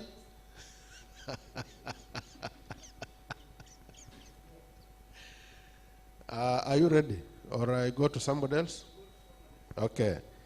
Dr. Fulgence Mwakondo on the model for mapping graduate skills to industry roles, machine learning architecture. Is the presentation easily accessible? The next person who should be ready is Masese Chuma Bernard Masood Charles on the data security issues in cloud computing among SMEs in Mombasa County. Yuko? Masese. Is Masese online? Okay. Effective models for measuring attitudes in CBET for TVET institutions. Esther Njoki? Okay. Influence of procurement ethics on the performance of devolved systems of government in Kenya.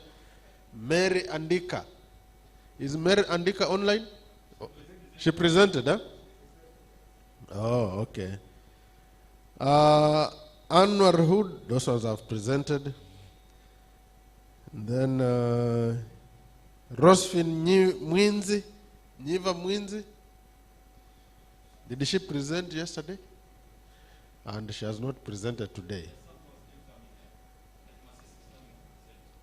Okay.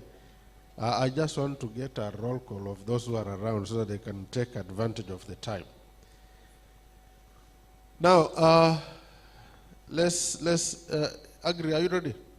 Please come and take us through your research. Effect of membership function on fuzzy logic controlled autonomous mobile robot. Abdul Kadir Agri Shisuka Nesishali.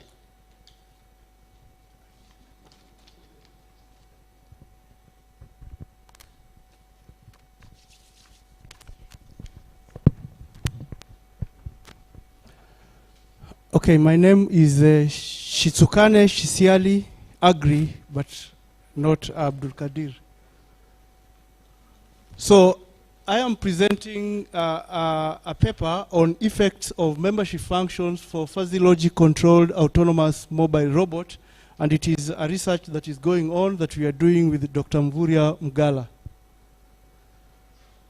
So generally what we are doing is we are trying to come up with the autonomous mobile robots, and what we are doing, we want to use fuzzy logics so that we can move the robot. But then we realize that the biggest challenge is finding the path and the motion control of that robot. So from the literature review study done, we found that fuzzy logic has been used severally to try and move the robot, but it normally fails at some times. That is why we are ready now to come up with a fuzzy logic model which is going to have 8 inputs, 2 outputs, and 27 rules for navigation. So in that, we saw that we have to look at uncertainties by trying to play around with the membership functions of a fuzzy logic, because we find that mostly a good fuzzy logic will be based on the membership functions and as well as the inference engine. So the prospect of the study will now be used as a catalyst that is going to help us do hardware implementation, just as we've seen our students trying to make robots that at times were getting hitches in moving. So what is the problem? The problem is that we want to reach the destination, but we have uncertainties in the environment. And the normally used fuzzy logic is getting hitches. You find that at times it doesn't evade the obstacles. And then what we are doing as part of the research is to try to see how the membership functions will be used so that we can be able to optimize the controller. Next. Next. So our objective is to design a fuzzy inference controller that is going to aggregate sensory data from the transducer, and then we try to modify the membership functions as objective number 2, and then we evaluate the performance of triangular, Gaussian, and trapezoidal membership functions. So because it is just part of what we are doing, we had to model a robot. We simulate a robot by trying to block the path of the robot, and then we model a robot which is modeled in a software that we call VREP, and then we try to make the fuzzy logic using MATLAB, and then we are collecting data based on time taken for a robot to move from a start position to the end. Our conceptual framework is as displayed, whereby we have a known environment, and then we have sensors that are mounted on the chassis of the robot. So they will give us the distance information that is going to be used as the inputs to the fuzzy logic controller, and then with the rules inside, they are going to fire the appropriate velocity to drive the left and the right wheel as the robot moves. The navigational flowchart, of course, is we initialize the position, then the robot moves towards the goal. If we reach the goal, we quit. If we doesn't reach the goal, we use the sensor readings to see if there is an obstacle near. If there is no obstacle, we reach the goal and we quit. If we have obstacles, then we activate appropriate velocity so that we can avoid the obstacle. We avoid the obstacle, reach the goal. If we don't, we check another object. That is how we are moving. Now, maybe you can ask ourselves, how are we going to move autonomously? We're going to move autonomously by trying to drive the two wheels.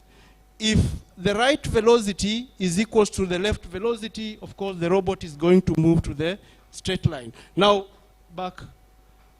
If the left velocity is less than the right velocity, so it will tilt and then it turns. And if the right side, to turn the right side, the left velocity is higher than the right velocity, then it will turn on the right side. Then traditionally you find that sensors are mounted, 3 sensors will be mounted on a robot so that it can check the left, the front, and the right side. That is, they will be mounted at point B, E, and H. But what we are doing is we are trying to fuse them together so that we get the mean that will be used now to check the respective left, front, and the right side. For us to get the inputs and the outputs, we are using 3 membership functions, of which our inputs to the fuzzy controller will be based on the linguistic sets of, like, is the object near, is the object at the medium, or is object at far, which is going to be as from the range of 0 to around 1 meter. And then the output variable will be velocities, the velocities to drive the wheels, which is going to run from 0 up to 200 centimeters per second, with the linguistic sets as velocity is small, velocity is medium, velocity is big. Then by using a human expert driver, we are going to get rules. Of course, we are not dropping any rules at now because we have 3 inputs and then we have 3 linguistic sets, which is 3 power 3, 27 rules. So the rules will be like, if you ask a driver, is at your left you have an object, at your right you have an object, at the left side you have an object. What should you do? Of course, he should brake, which means the velocity will be small and the right velocity small. So he's going to brake. Those are the rules that we are going to have at the rule base. Then in the methodology, we are trying to, for us to check the effects of the membership functions, we are using ANOVA, the F statistics, whereby we do that, and then we are using post hoc test using Tukey's honestly significant difference. Then that is the simulation model, of course, just hit at the middle of the simulation. So that is how the robot will be moving. That was the simulations that we were doing, so that when it sees an obstacle, it evades the obstacle and keeps moving towards the target. So we were having VREP and MATLAB were communicating in a server-client relationship, because we made the software in, the control was in MATLAB, but the robot was in VREP. Move on, it will take a longer time. So we did the experiment 14 times. For the experiment, we did 14 times, and those were the results as displayed, showing how the membership functions were behaving each time.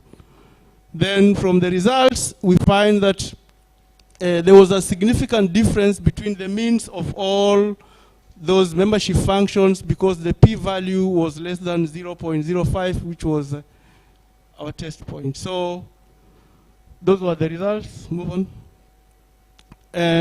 Highlighted there are also the results for the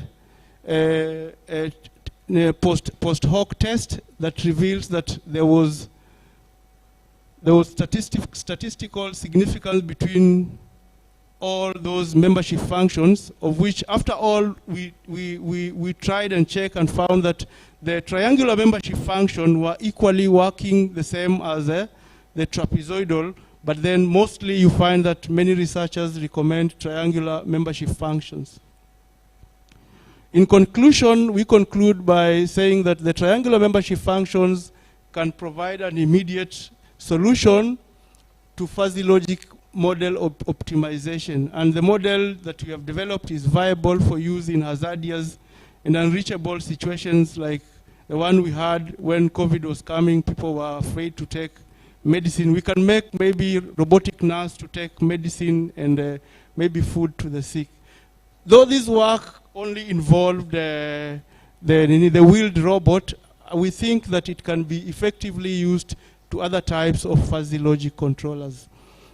And then recommendation is that we recommend that the next research should be able to look at how to reduce the rules, because if we have fewer rules, then the rule base will be a bit light. And then we also recommend prototyping, coming up with the hardware, because what we were doing was just simulation. And then our simulation was also based on static environment. So we would wish to work on a dynamic environment. And then if possible, we should be able to integrate other learning strategies like ANN, genetic algorithms, and so on. Thank you very much. Thank you for your presentation. Maybe we only needed to know how big is the robot and how big are the wheels, isn't it? Maybe one wheel can just move a short distance and it covers 200 centimeters. It is not time for questions. I would like to welcome Dr. Fulgence Mwekondo to make a presentation on the model for mapping graduate skills to industry roles. That is using the machine language architecture. Dr. Mwekondo.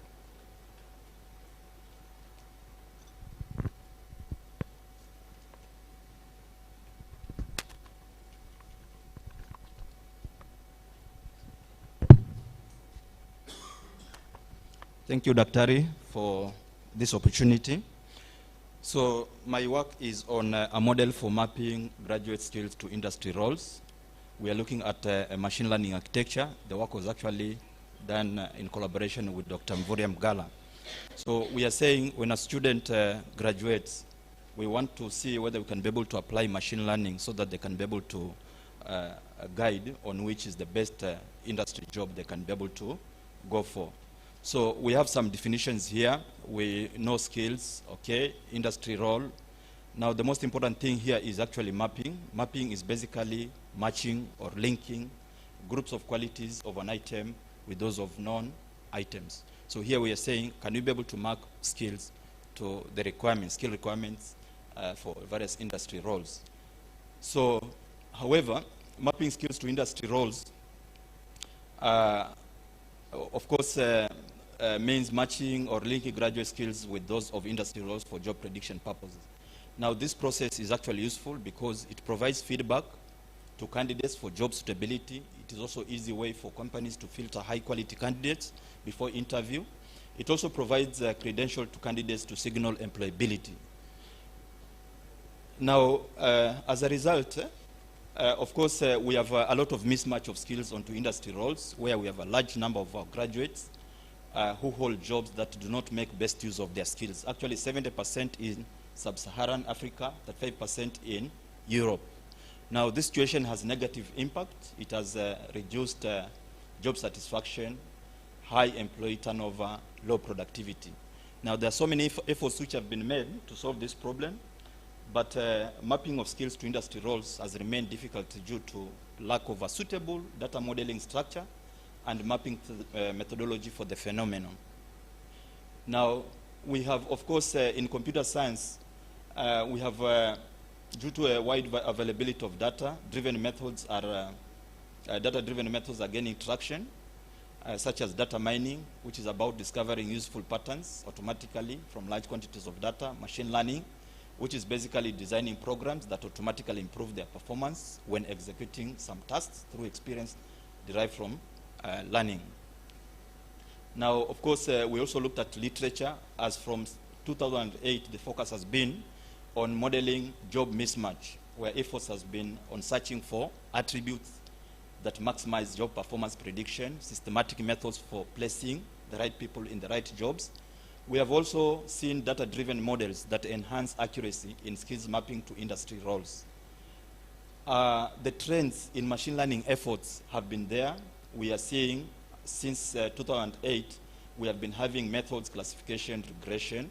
We have been seeing attributes being used for demographic profile, qualifications, programming practices, etc. Model structure that is very common is flat, and we are wondering whether this flat is actually adequate enough to be able to enhance the accuracy of doing the mapping of skills to industry roles. Now, there are gaps. There are gaps in the attributes which are being used. There are gaps also in the method which is actually being used. And most importantly, there is a gap on the model structure, because the flat structure, which is actually currently being used, does not reflect the organization of industry roles as reflected by the actual hierarchical organization, and hence compromising results accuracy. Now, so the problem here is actually mapping and selecting candidates for jobs, which has actually remained a challenge due to lack of an effective machine learning model with appropriate mapping architecture that tightly links skills to jobs and correctly reflects the hierarchical structure of industry roles, hence leading to job mismatch. So our research question is, how do we design an architecture of a data-driven model using machine learning for mapping skills to hierarchically structured industry roles? Because industry roles, majority of the time, are hierarchically structured. Now, in order to achieve these objectives, the research question, we have the specific research questions. What is the structural characteristics of concepts that are correctly reflects the hierarchy of industry roles required as target classes? How do we design using these concepts an appropriate architecture of a machine learning model for mapping graduates? How do we evaluate validity of the machine learning architecture? So to be able to achieve those objectives and also research, to answer the research questions, we actually collected data from a number of software engineers who are employed in Nairobi, and we did a number of analysis. So the first question, to answer the first question, what is the structural characteristics of concepts that are correctly reflects the hierarchy of industry roles required as target classes for machine learning purpose? So the method that we used was literature analysis. We went through the literature first. We obtained 3 dimensions: main competency, specific competency, and proficiency. For every industry role that we see, we have those three components. And then from the data that we collected from the software developers in Nairobi, we analyzed and we established for software engineers, there are 3 main roles: programmer, designer, manager, which are actually equivalent to the main competency. We have also specific roles with main roles. We got a total of 12, which is actually equivalent to specific competency. We have also skill levels among the main roles. We got 3 equivalent to the proficiency. And we graphically represented these relationships, and we obtained a hierarchical structure. So this is actually how the industry roles are organized in various organizations. We have 4 structures that are used to organize jobs: functional organization, graphical organization, product organization, matrix organization. Now we are able to characterize these structures using descriptive analysis. Now, when you look at the structures that are there in machine learning, there are only 3: flat, top-down tree, and even DAG. Now, there is none which can be able to be used holistically for the 4 structures. That is the major problem that we have. So like, for example, class disregards relationships between classes, and therefore it is less accurate. For hierarchical, classes are organized in a relational structure. Top-down tree is not appropriate for functional, product, and even geographical type. DAG is only appropriate for matrix type. So what does it mean? Each can only be used to represent a few organizational types. So it cannot be, none of these structures can be used all round, okay? So we want one that can generalize all the 4 organization types. So our way forward was actually to propose a generic structure that can be able to represent any one of them. Now, all industry roles are characterized by 3 dimensions, and we have seen those 3 dimensions.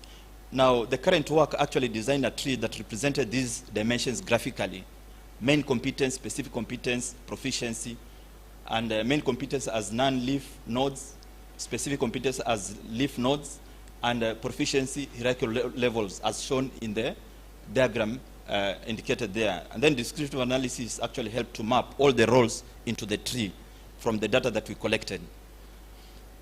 Now, if you look at most advert, this is actually the structure that they follow. You will see a portion for main competency, a portion for specific competency, a portion for proficiency. Now, this is an example of how adverts look like. Now, advantages for this particular kind of structure is it's generic, it's transferable, it is actually simple. Now, this is how we actually were able to use descriptive analysis to map the roles that we collected from the data into this particular tree. Okay, so those are various roles. At the top there, software architect, analyst programmer, test engineer, web programmer, mobile programmer, systems administrator, project manager. So we are able to collect the data, and we are able to map into the structure that we designed. So the second research question, how do we design, using these concepts, an appropriate architecture of a machine learning model for mapping graduate skills to hierarchically structured occupational industry roles? So this is actually our research methodology that we applied. We actually analyzed and selected appropriate design approach first through literature analysis, and we were able to select object-oriented approach. And then secondly, we analyzed and identified objects for machine learning model, because the model that we design is actually made up of several objects according to that approach and their relationships. We actually used descriptive analysis, and we established a total of 10 objects organized in 3 categories: the main prediction object, which was 1, super classifier objects, which were 3, and then sub-objects for exploring and manipulating the data, which were 9. We later on also analyzed and identified inputs and output to the machine learning model, and we established 3 types of inputs: employees data, domain roles, taxonomic trees. We established only 1 output, which is a predicted industry role. We graphically represented objects and their relationships, and we got the machine learning architecture for the model. We implemented the machine learning architecture using actually the best induction machine learning algorithm, using the experimental method, and we obtained the machine learning mapping model. So this is actually the design architecture of the machine learning model for the mapping skills to industry roles. You can see those are the inputs. At the center, the model, which is actually showing it's made up of main competencies, specific competence, proficiency, and then the output is predicted. So the center machine learning model, we want to know the architecture of it. Just go on. So this is the architecture of that central part, the machine learning model. It has a number of objects which have been arranged hierarchically. As you can see, we have sub-objects, we have specific objects like functional classifier objects, proficiency classifier objects. We have also specific classifier objects, and then multi-class classifier objects. So this is actually a bottom-up process. The data is taken from the bottom and progressively processed up, and finally we get the predicted class at the top. Just go on. To be able to evaluate the validity of the machine learning architecture, we did a prototype. We also evaluated the prototype using data collected and benchmark data set. We obtained average generalization performance of 67%. We also did some evaluation of the prototype using only benchmark data set. We obtained generalization performance of 85% for the model. We did also comparison of our prototype with other literature models. We got ours was 85% as compared to 82% that was provided in the literature. And then we did also reporting related performance in other non-industry role domains, in other areas outside software engineering, where, like for example, in protein data sets, they were reporting 53.3%, and in music data set, they were reporting 61%. So this is actually the details of the evaluation. We're actually using those indicators for the evaluation: error rate, accuracy, false positive rate, precision, true positive rate, recall. Just go on. This is actually the evaluation procedure that we used. It's actually called 5-fold cross validation procedure. And we did some partitioning of the data set in the ratio of 60 to 40. Just go on. These are the results that we got. We experimented across 3 data sets through our field data that we collected, through the literature data, which was a benchmark, and also through validation data from another field. And we were able to get those values. Yes, it's okay, it's okay. Now, so these are some performance evaluation results that we got, and we found that using the 3 induction algorithms, support vector machine, decision tree, and k nearest neighbor, we were able to compare ours. Actually, for our model, the one that was much better, which was actually inducing better results, was actually support vector machine. For the other ones which were being used, they were using decision tree, k nearest neighbor, and you can see those comparable results. Now, the findings here, the model achieved an average generalization performance of 67% across the 3 data sets, and related performance with other models in literature. On some data sets, our models were 85% better than 82% of the literature data sets. Reported performance in other non-industry roles domains was 53% and 61%. Thank you.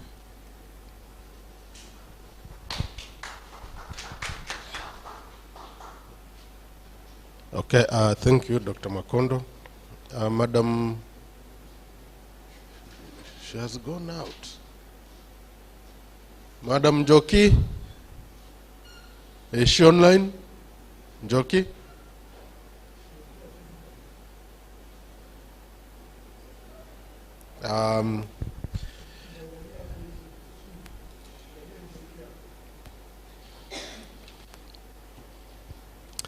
Is Zakaria Maina around? Zakaria Maina?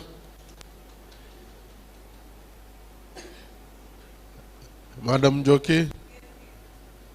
You have already spent 3 minutes.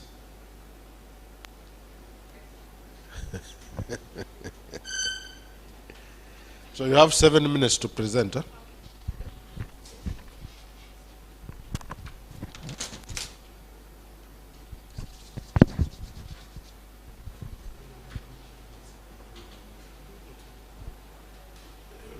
Hello, members, we are trying to finish all the presentation and close the conference, so that once we close the conference, we just go for lunch and we are done. That's why we are delaying, because we also had a late tea. Thank you. Okay. So hello, I'm Esther Njoki. I'm presenting. The title on the program is different from what I'm presenting. The peer-reviewed paper was this one. So let's have the one on quality. So the paper is an assessment of critical factors that impact the quality of construction projects. So quality in construction, we can all attest, has been having challenges over the years. And even from the images that we are able to see, when you walk around, you get to see maybe a cracked wall, a cracked floor. Maybe you get to see some concrete whereby you can be able to see the coarse aggregates. And what we have been hearing about on the news, buildings actually collapse. So there is an issue of quality in the construction industry. And again, as we continue to walk around, if you are keen, you realize there are buildings marked X by the NCA. Those buildings mean that there is a quality issue, or there is a requirement placed by the National Construction Authority that that building has not met. That means it has issues with quality. And each building, when construction work is carried out, each building requires to be safe for use. It should be durable. Not within no time the roofs are already leaking, or you realize that the floor has started cracking, and all the other defects we get to see in the buildings as we walk around. It should be easily maintained. You realize the paint that has been used, at least it should be something that can last quite a while. Not every other time we need to redo our work. And it should perform to the predetermined quality standards which are set out in the codes, in the building codes. Therefore, it means we still do have issues with quality, and we need to identify which factors are these that are giving rise to the issues of quality. So, as we have said, in Kenya, poor quality is evident simply because we are still hearing news on the collapse of buildings. We have the buildings which are classified as dangerous, and we have those buildings that are being marked X because they are not complying. So, as we proceed, it is the role of every team member in the project to play their part in quality assurance. And the client, the contractor who is constructing, the architect and the engineers who are doing the designs, and all other project participants need to play their role in ensuring that the quality of the project is actually adhered to. So the problem statement is that in the year 2018, the National Building Inspectorate was able to identify 723 buildings and classified them as very dangerous. That means they required demolition. Okay, and we have 10,791 being considered as unsafe for one reason or another. These are large numbers. These statistics are large, and they should not be ignored because it clearly shows that we are having an issue with quality. It means that there's a lack of compliance. So what are these issues that we need to address? So the objective of this study was to determine through extensive literature review the critical factors that impact the quality of the construction projects, whereby we end up with the management factors, technical factors, material and labor factors, and environmental factors.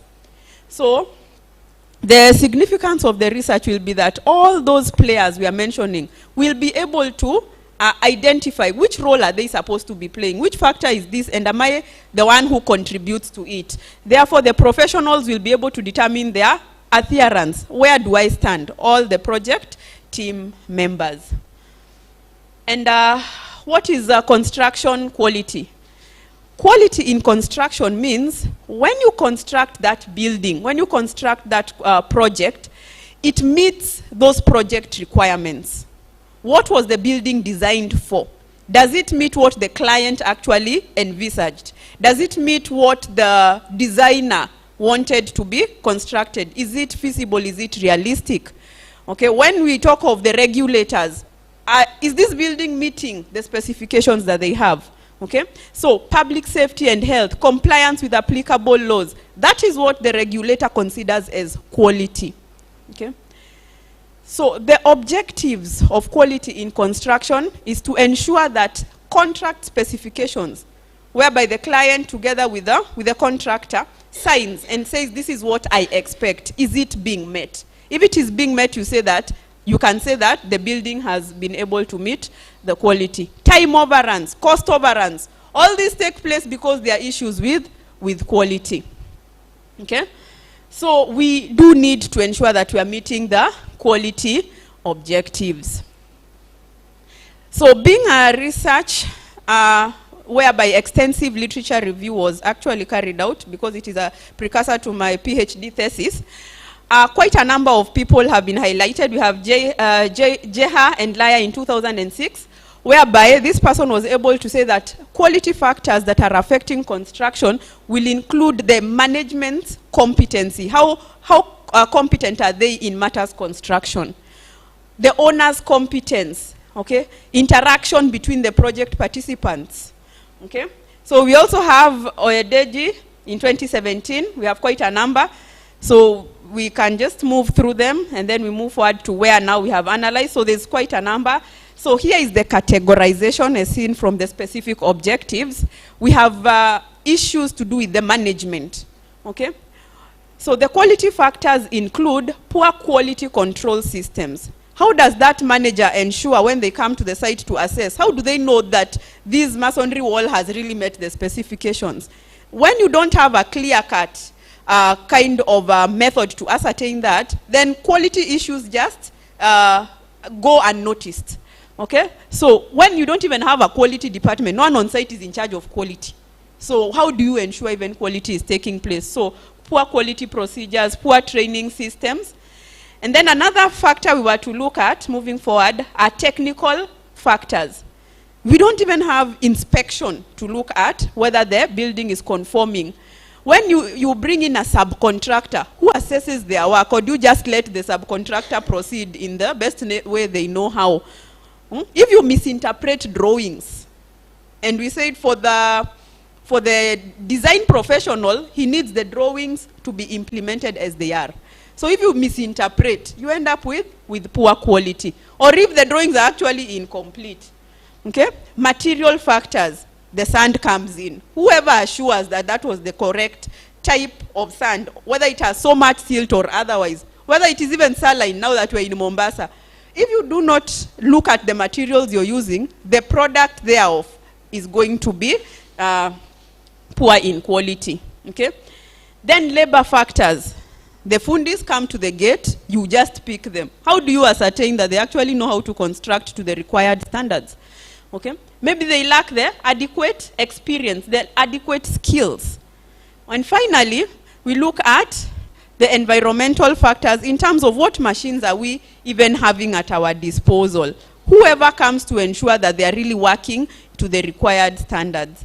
So, in conclusion, remembering the aim of the study, which was to find out the critical factors affecting quality of construction, so that we can be able to equip the managers, the owners, the designer, and the project parties with valuable information, then we realize that the most critical factors in ensuring quality include management's commitment to quality, quality management systems, proper supervision and inspection, providing adequate training and skills to those who are involved in implementation, continuous improvement, and changing the culture and the environment of persons who are involved in the whole process. Once we do this, then we can better allocate the available resources to ensure that quality is actually obtained and achieved. And we avoid issues such as cost overruns, time delays, and the rest. So thank you very much.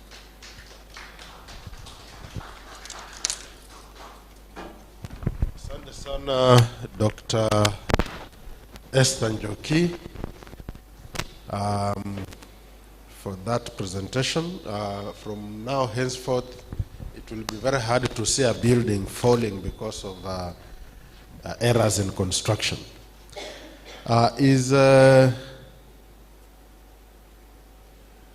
Who is there? Zakaria Maina. You are ready, yeah? Yeah, Zakaria Maina is uploading the presentation. Dunstan is online.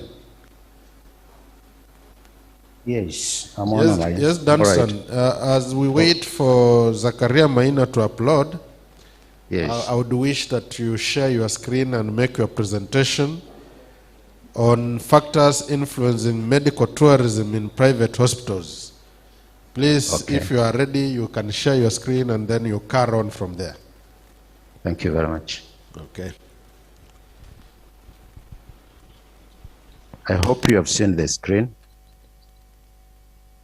Hello? Hello? Dunstan, we are yet to, yes, I can see the, you can now make it in the presentation mode, please.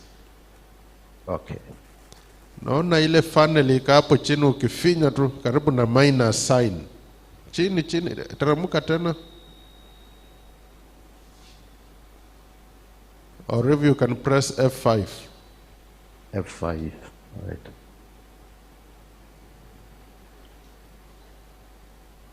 Is anything happening? No, I haven't seen.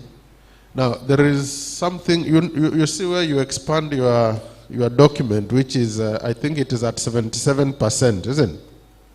Yes, 77. Yeah, yes. Now there is a minus on the left of that. Go to that, no, go to the next one. That one. If you can click on that one. Okay. Yeah. Then you can carry on from there. Thank you. Thank you very much. Thank you. Presenting the topic of the title. The topic is the determinants for medical tourism in private hospitals, a case study of Nairobi County. We are three of us. We are three colleagues.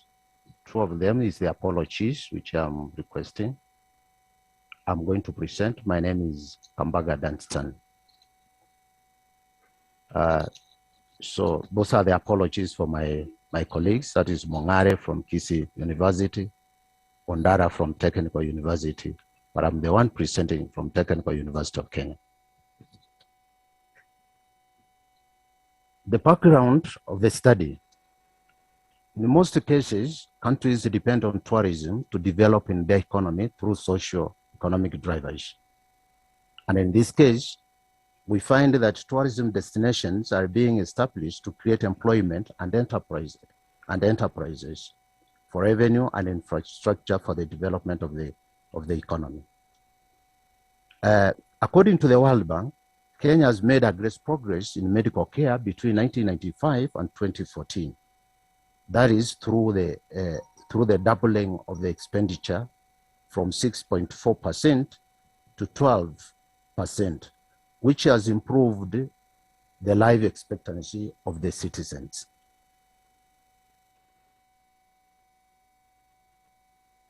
Medical tourism is where tourists travel to a destination for medical services.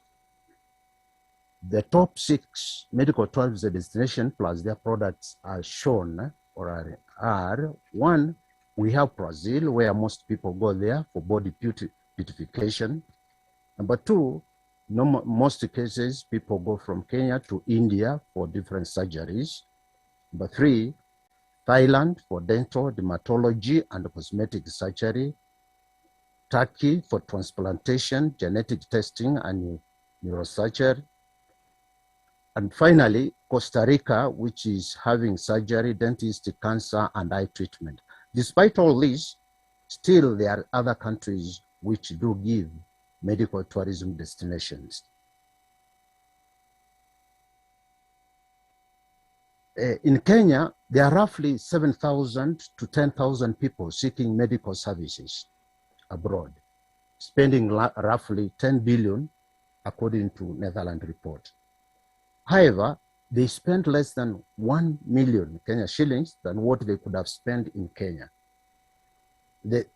They go to abroad, or they seek medical abroad, which includes cancer, which is the major problem we have in Kenya, then renal, which is 21%, cardiac 19%, and general surgery. Those are the services which are being sought by Kenyans abroad.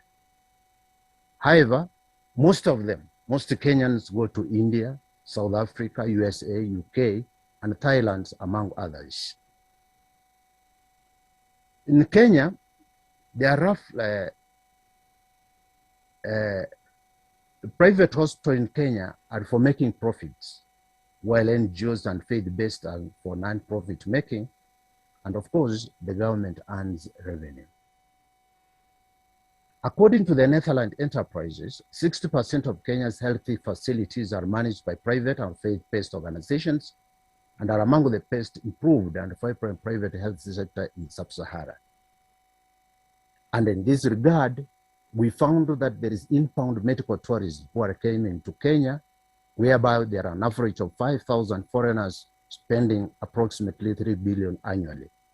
And they normally come from Eastern Africa, whereby most of them, they come from, for example, in Uganda, Tanzania, Eritrea, Ethiopia, and also from Europe and USA.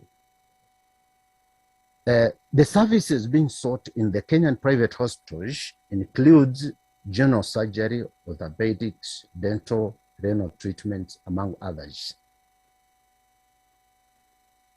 Through the private health sector, there is a lot of connections or medical connections, and this has brought many doctors to Kenya who are specialized in certain areas.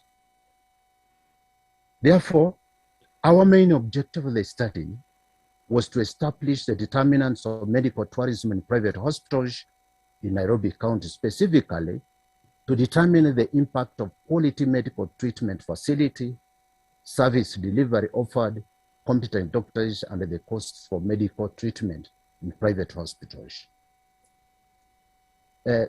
Globally, the statement of the problem, globally, medical tourism industry is growing at an annual rate of 17.9%, with a revenue of $32.5 US. Private hospital in Kenya controls 70% of the doctors practicing in Kenya, where only patients who can afford to pay can access those facilities. Although the government has facilitated the operation of running public hospitals, still quality is wanting from the patient's point of view. Despite different studies have been done on the determinants of medical tourism in private hospitals in Kenya, the level of satisfaction is still higher, private hospitals than public hospitals. But still, many Kenyans go abroad and many foreigners come to Kenya for medical treatment. According to the Organization for Economic and Cooperation Development, above 80 years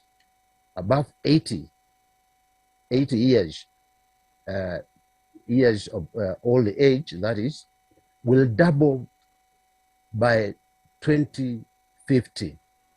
And therefore, they will need medical care. So in this case, we move out and ask that we need to explore more on medical tourism in Kenya to assist in those areas. One, to assist to see how it will impact on those ones who are already old age. Secondly, to see how we can improve our medical care to get more revenues and employment. We used the theoretical framework, we used what we call the choice theory, which implies that you choose what you want, and this one can be influenced through internal or external factors. But you have to you have to take the responsibility of the actions which you have taken. In this way, it will assist you, it will assist us, or it will assist the medical tourist to choose which hospitals to go. Should they go to India, or should they come to Kenya? When looking at the determinants of influencing choice of private hospitals, quality medical treatment, facility and medical tourism destination, infrastructure and amenities are determined on the basis of how advanced the infrastructure is and how safe and security of the tourist is ensured. Secondly, the hospital must have certification and affiliated to a bigger hospital or an hospital which is already secured in the field. To assess those where they are and which location they are. The other one, the determinants, another one is service delivery and medical tourism destination. The quality, as we have seen from above, is wanting, and therefore the performance delivery and medical care in country makes more medical tourists to visit the destination for its growth and expansion of medical facilities. Number three, the competent doctors. Experts in the field of medicine, we therefore, in most cases, hospital, we need to know the attitudes of medical tourists, they depend on age, politics, income, culture, and all that, among other departments, which affects tourists to like or not to like certain hospitals. Cost plays an important role in which influences the medical tourists to choose, because in this case, consumers are very sensitive to cost by any hospitals. However, countries like Britain and Canada have nationalized the health care system. In private hospitals are expensive, they can go abroad and get that medication. As we on the same point, if you take, for example, some countries in Nordic countries, you find that after 65 years of age, if you are working, you will get those facilities free of charge. And normally it needs to be done a research, it needs to be done further, that in this case, you find that is why most people want to pay, for example, the tax to the government so that they can be able to get those facilities at the end of their age, that is from 65 and above. In Kenya, private hospitals charge differently with different diseases, we know that. But of course, in most cases, treating a heart patient is very expensive. We know that. If you visit our private hospitals, wherever they are very expensive, and you must be able to go for it if you want those services. However, I've given the table, which you can be able to see the rate of medical care in diverse hospitals and ailments in Nairobi and Mombasa counties. The scope of the study, we are taking the study in Kenya, of course, in Nairobi County. The contents are determinant for medical tourism in private hospitals of Nairobi County. Dunstan? Yes. You have 2.5 minutes. Okay, then let me move to results. Just let me move. Okay, research methodology. I adopted a descriptive cross-sectional research. The target population, I targeted the 25 hospitals which are in Nairobi, and there are hospitals in Nairobi, and those hospitals, it assumes that 5,000 medical tourist visits every year.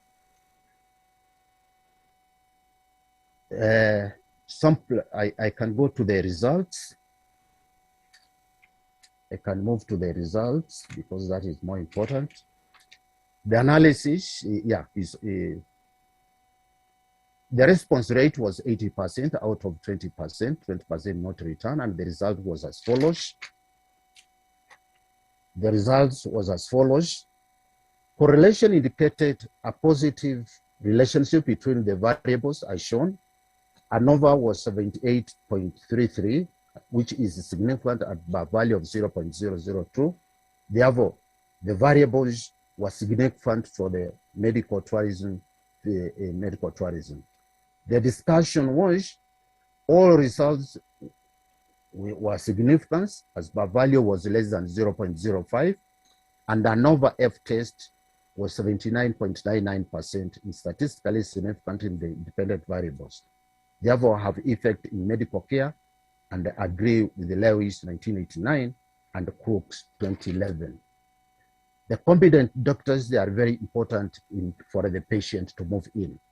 In my conclusion, predictors have affirmative relationship between medical tourists and independent variables, since predictors are statistically significant at 0.5, less than 0.5 per value. My recommendation is private hospitals, they have to get qualified medical treatment facilities or equipment.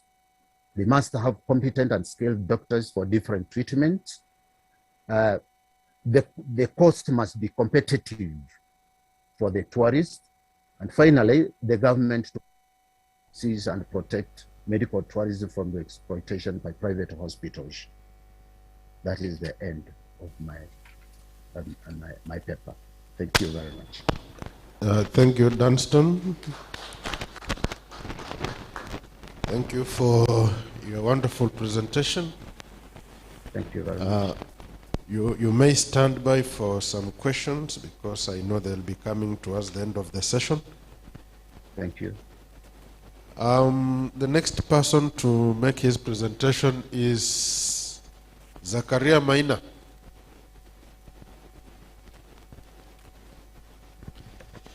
Zakaria Maina is presenting physically here. So Dunstan, you can take an opportunity and listen to him.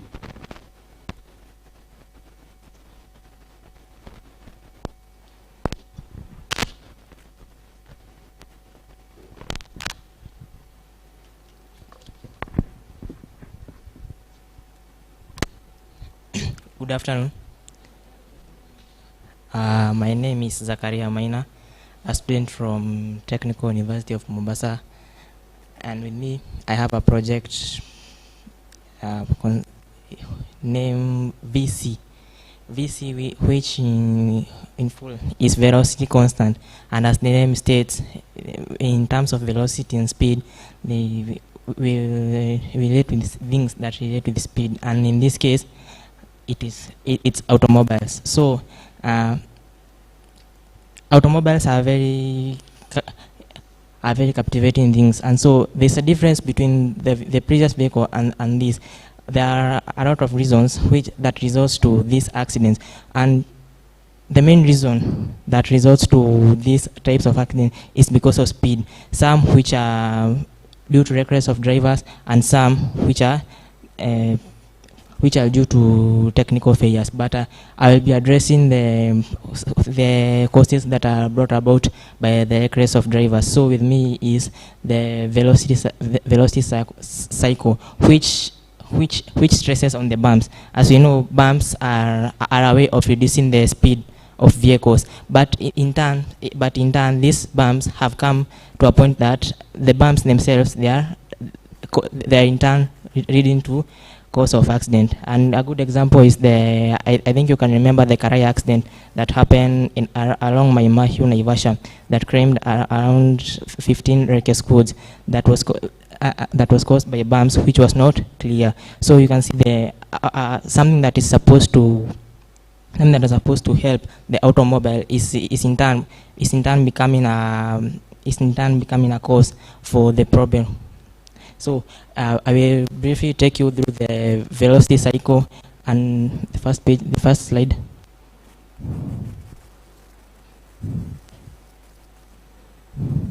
Yeah, velocity cycle demonstration. We were talking about the bumps, and as you know, the bumps are usually elevated part of tarmac road compared to the normal surface road. So our point of interest will be this angle of elevation, and in turn we will be using a distance sensor that is programmed to sense this angle of elevation, such that, let's say, if the driver of the automobile was driving and maybe was drunk or was not in sober mind or was in a rush and didn't see the bump, or maybe the bump was not demarcated, the sensor that is erected on the vehicle will be able to sense this bump, and through connection of the bump, we can move to the next slide. And through the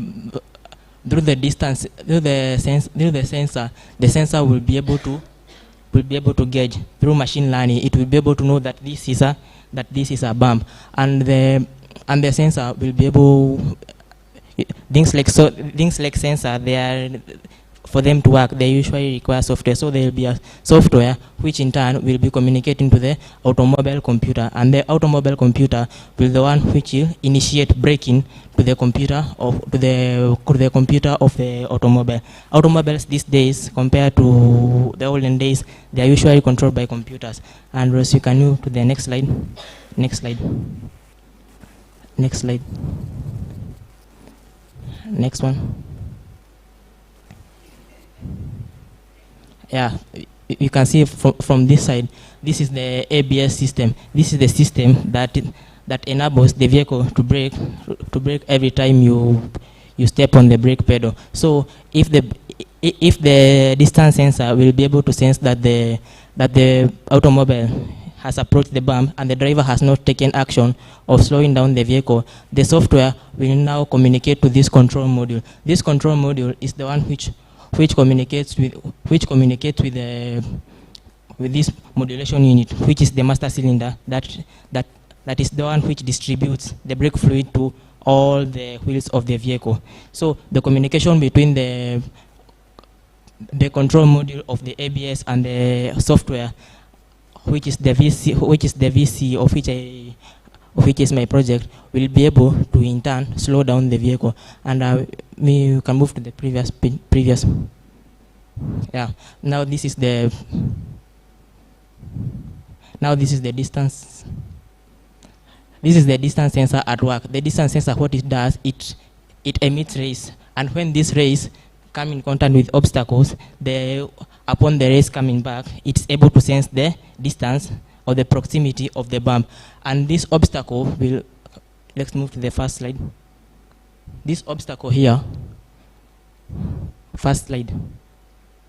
This obstacle here, first one. This obstacle here will in turn be our bump, which maybe, let's say, the driver was at a higher speed or maybe was drunk and didn't be able to see this bump. The driver would have come and maybe come into contact with the bump, and it will result to an accident. But through velocity combat, the vehicle will be able to slow down itself. And reaching there, I would like to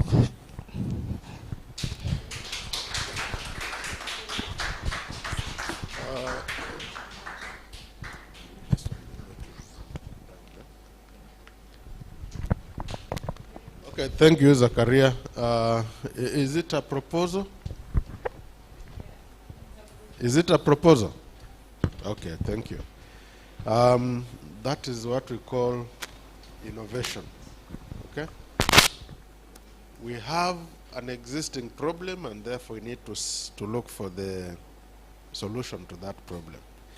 So, Zakaria, you have to take it seriously and ensure that we realize what you have presented. Yeah? Okay, the next presenter, and I believe,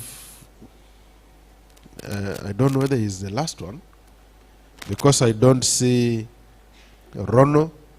Is Rono around? Rono is not around. Who else is? Yes, Masese is around. Masese, please. Masese is presenting on the data security issues in cloud computing among SMEs in Mombasa County. Masese, seemingly, Dr. Nyiva is around. After Masese, Dr. Nyiva? Yes, Dr. Nyiva will be the next, and I think the last one.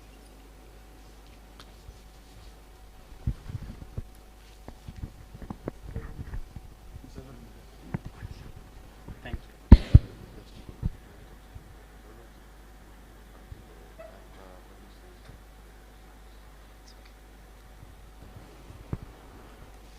you. Good afternoon.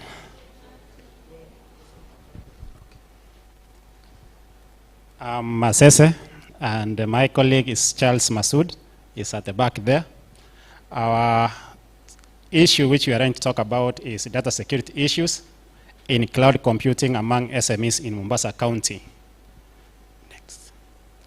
So the introduction, we find that information security represents the protection of information and information systems from unauthorized access, use, disclosure, disruption, modification, recording, and even destruction. And when we have cloud computing, we find that it's a technology which enables us to have services on demand network access and some shared pool of resources, which some of them they are configurable. For example, we can talk about networks, we can talk about servers, we can talk about some storage areas.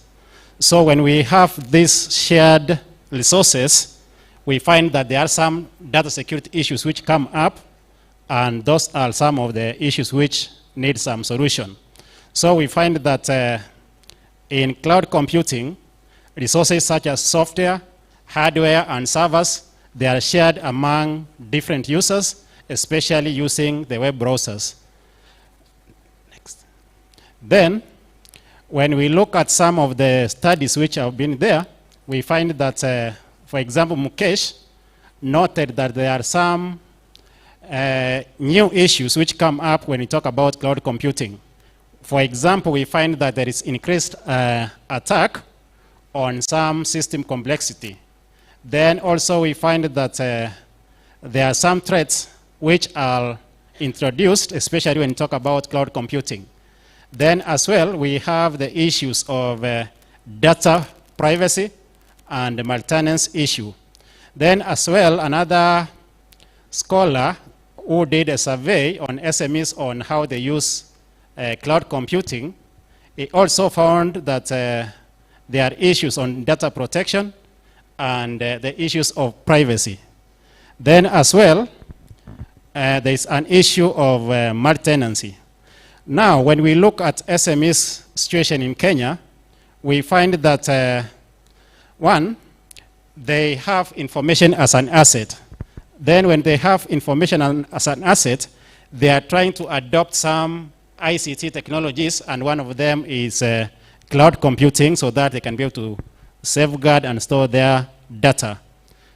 Then we have a survey which was done by the Kenya National Bureau of Statistics. It also highlights some of the issues which have been reported in 2017, 2018, and 2019. So this is the economic survey of 2020.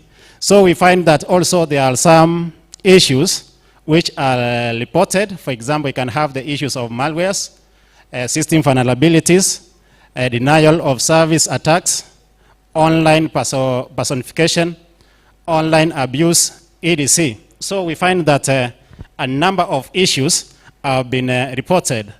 Then when we look at the same survey, it also gives you on how the trend has been. Let's say on how the cases have increased over time as the SMEs are introducing in the use of cloud computing and other ICT facilities. So we find that the problem which we have, you find that there is a problem between, let's say, the SMEs and the service providers who provide the cloud computing service. You find that as an SME, you send your data onto the clouds, but now from there, the service providers, they take it up.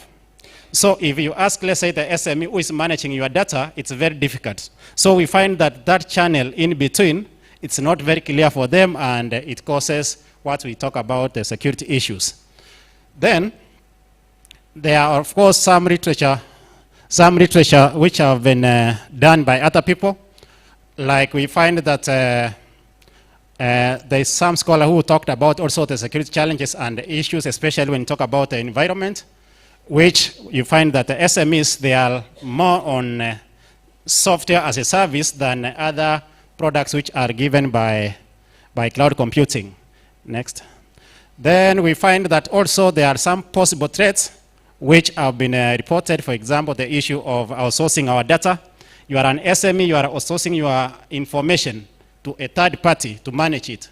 Then the maintenance issue. You find that in the clouds, they are shared. So the moment they are shared, that also gives in room for vulnerability. Then we have service level agreement. We have the issue of server downtime. Sometimes maybe you want to access that data, then the servers are down and you cannot be able to access it.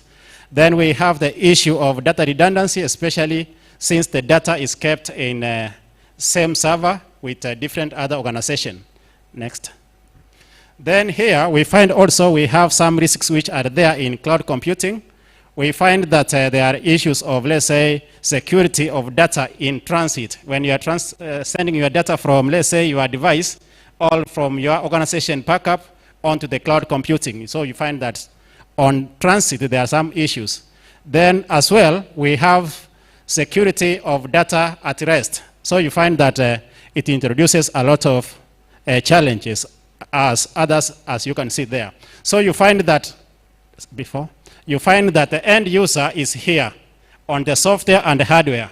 So the moment the data moves and finally it goes to the cloud computing where we have the public clouds, hybrid and private.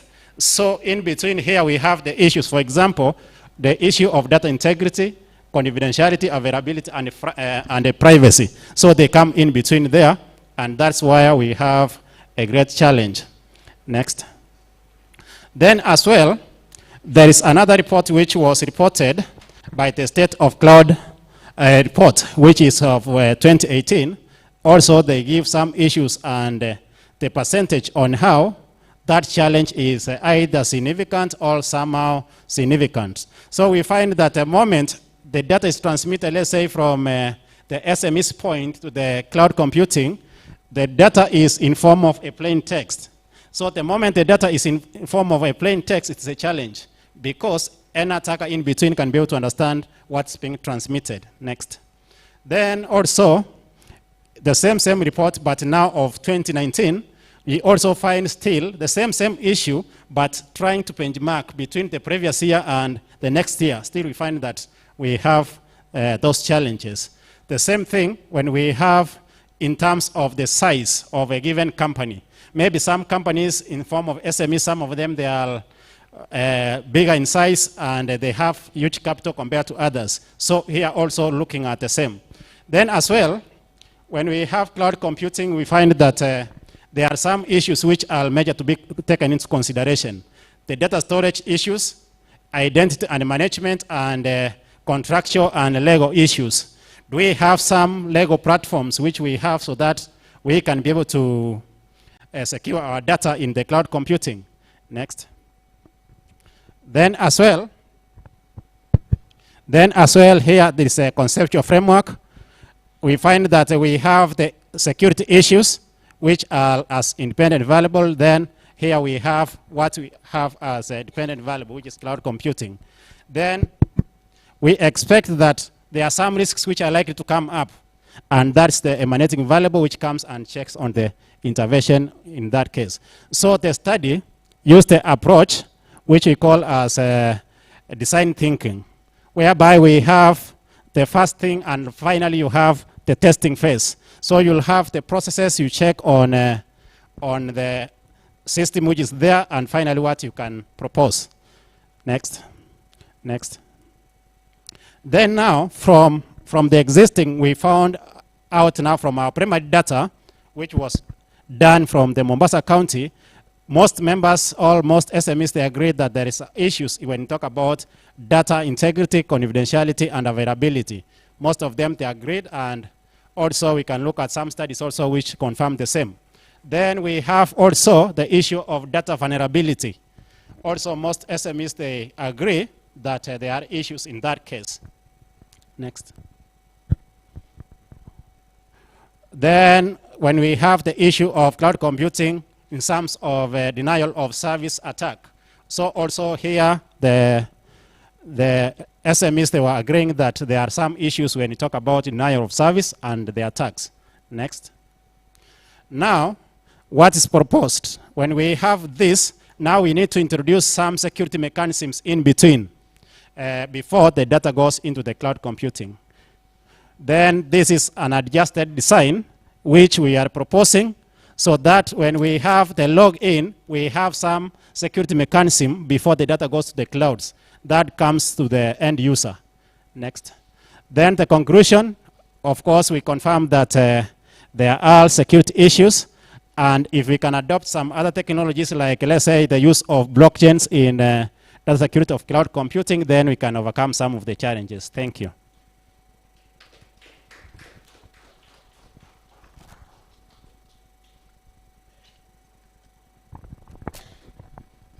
Thank you, Masese Chuma Bernard, together with Masood Charles. Masood sijamuona. Yeah. Now, Dr. Mwakondo is jittery. It is like he wants to ask questions, But hold on until we get to that level. Dr. Nyiva, your presentation is on the stories from the sea towards building an effective corporate storytelling model for the promotion of blue economy initiatives. Karibu, Daktari, you can make a correction on the title if it is not exactly that I've said. Asante sana.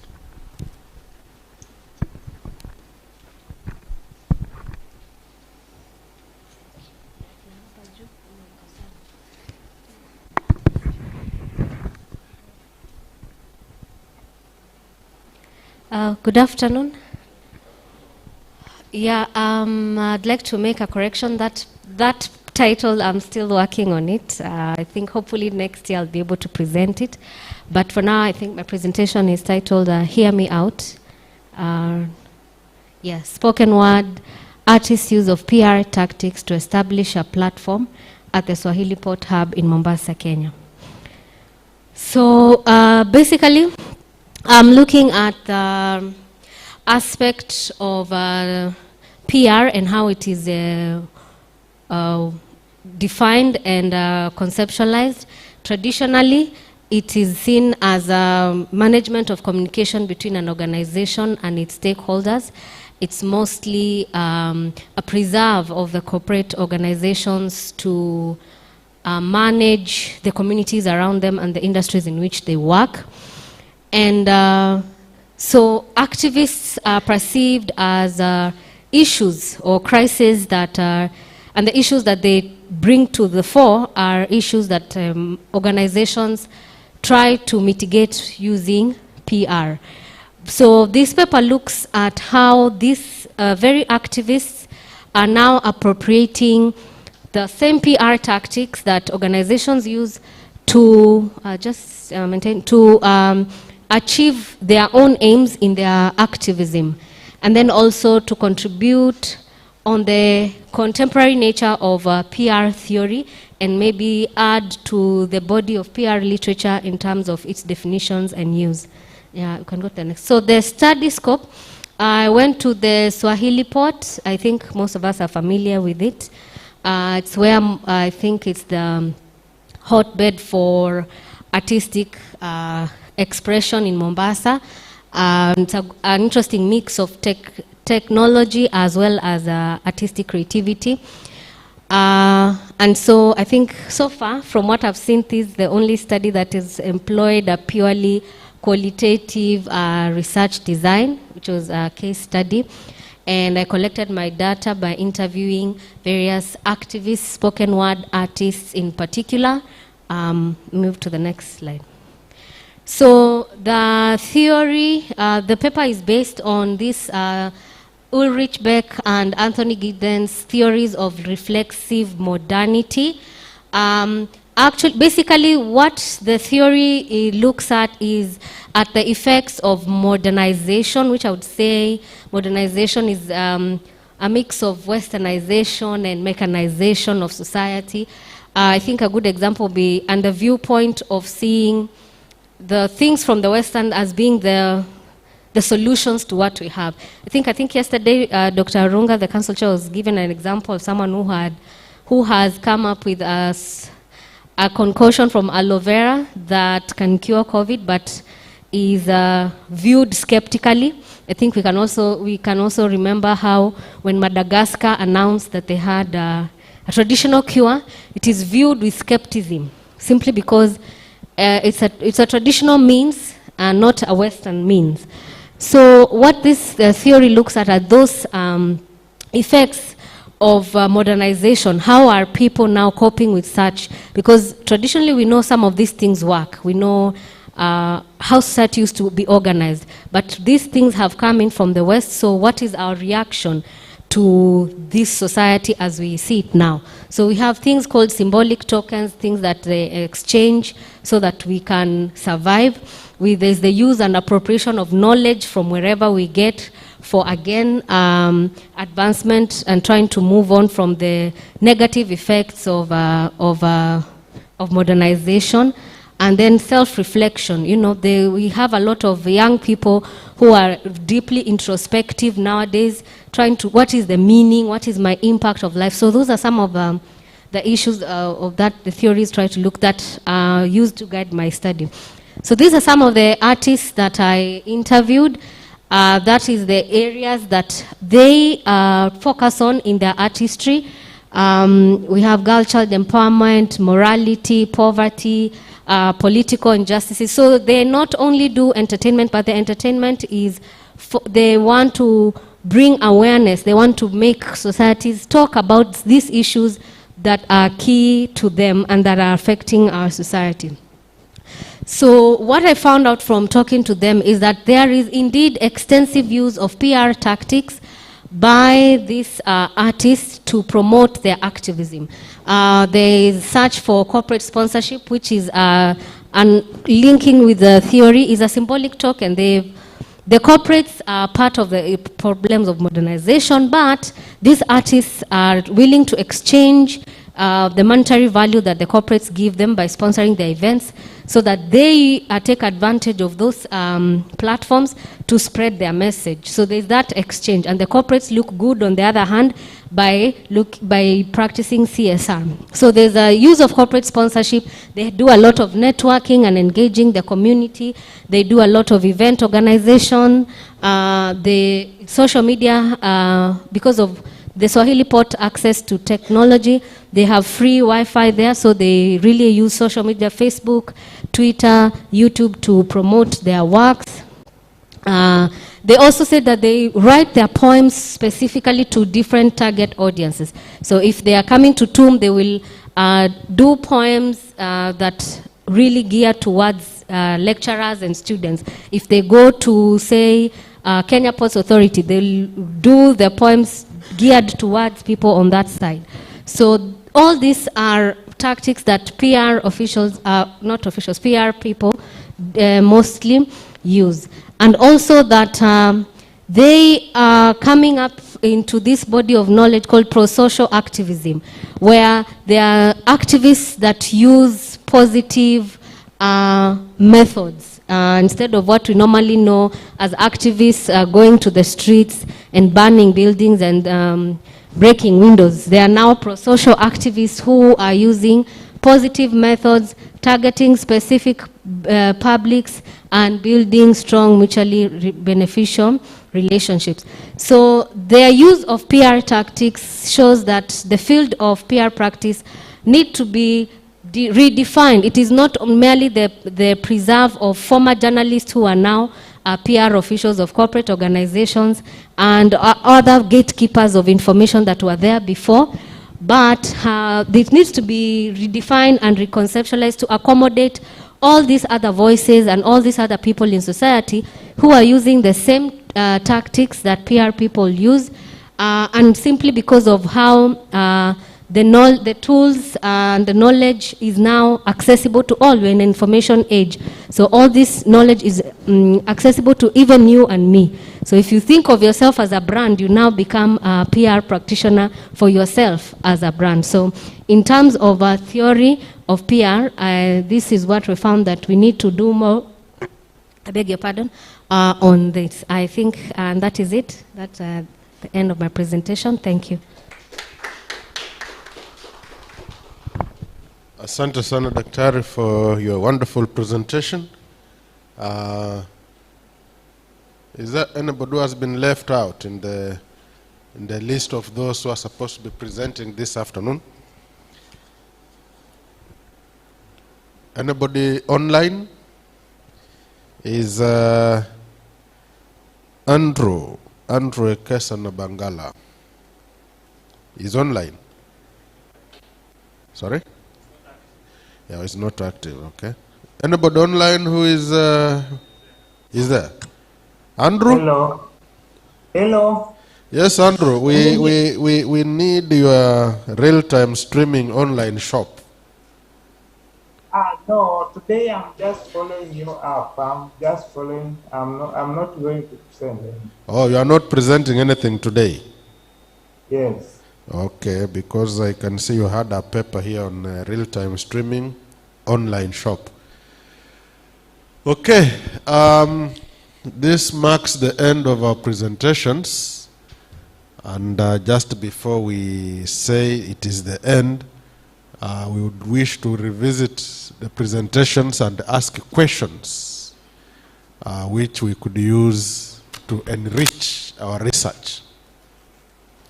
Members, if you have any questions to any presenters that you may have noted, I can see Dr. Wandera there, Dr. Mary Bua, Dr. Saulo, Dr. Nyiva, you have a question? You. Okay, Dr. Wandera. Thank you, the chair, for this session. As you said, my name is Wandera Cyril, a specialist in statistics. I have one question to Dunstan Kambaga, the one who presented on factors influencing medical tourism in hospitals. I hope he's listening to this. My concern is about the assumptions that you did to consider in this study so that the F-test, you are presenting your findings using the ANOVA, could hold in your study. And then probably a suggestion to Masese, maybe in the next presentations, the slides need not to be congested, so that they just put a few lines, 5 of them at most. And then to Dr. Niva, Doc, please hear me out. That was the title, Hear Me Out, and I'm saying that was a wonderful presentation. However, considering a qualitative software for a software for analyzing qualitative data would make your presentation more worthwhile and very quality-wise. That is it. Thank you, Dr. Muhongo. Okay, Dr. Ibua.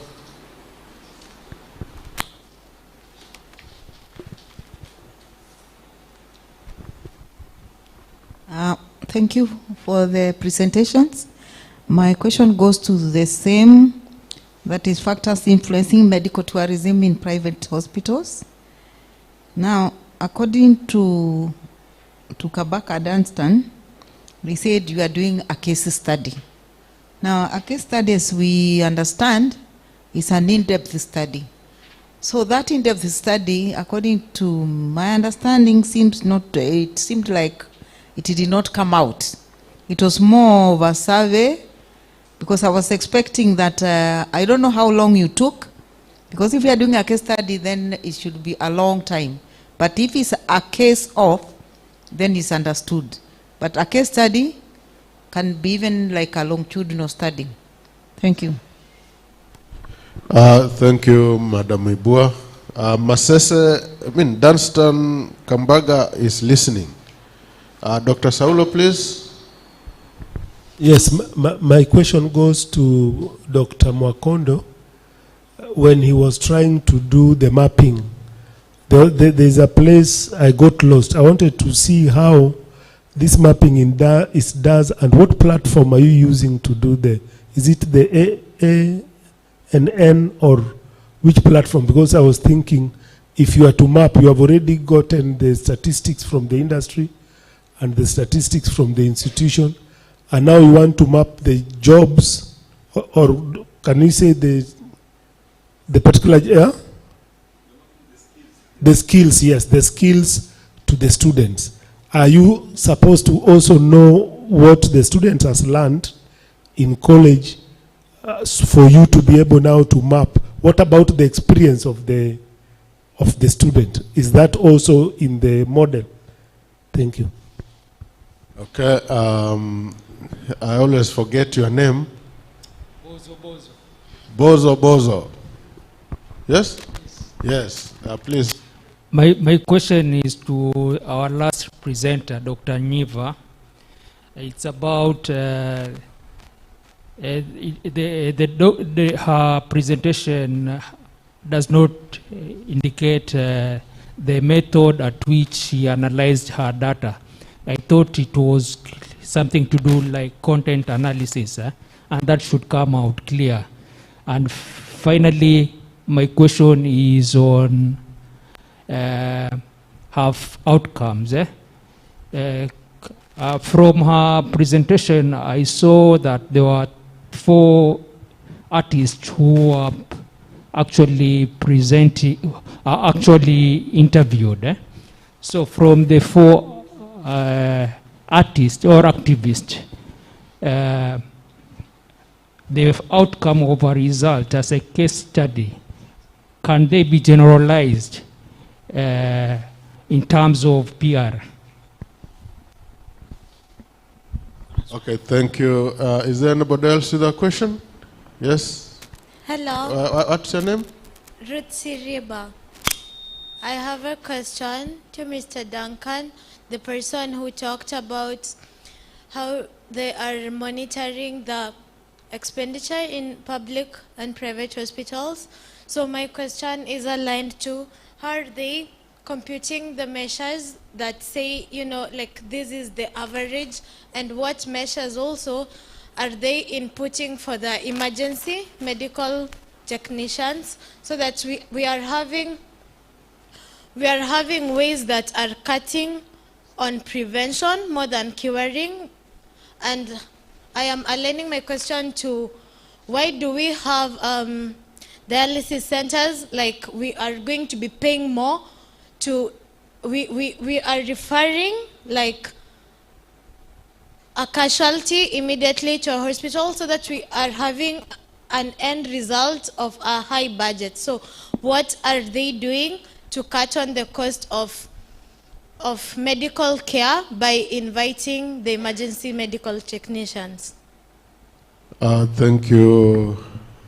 I think that is a question that was directed to Dunstan. I hope Dunstan is listening.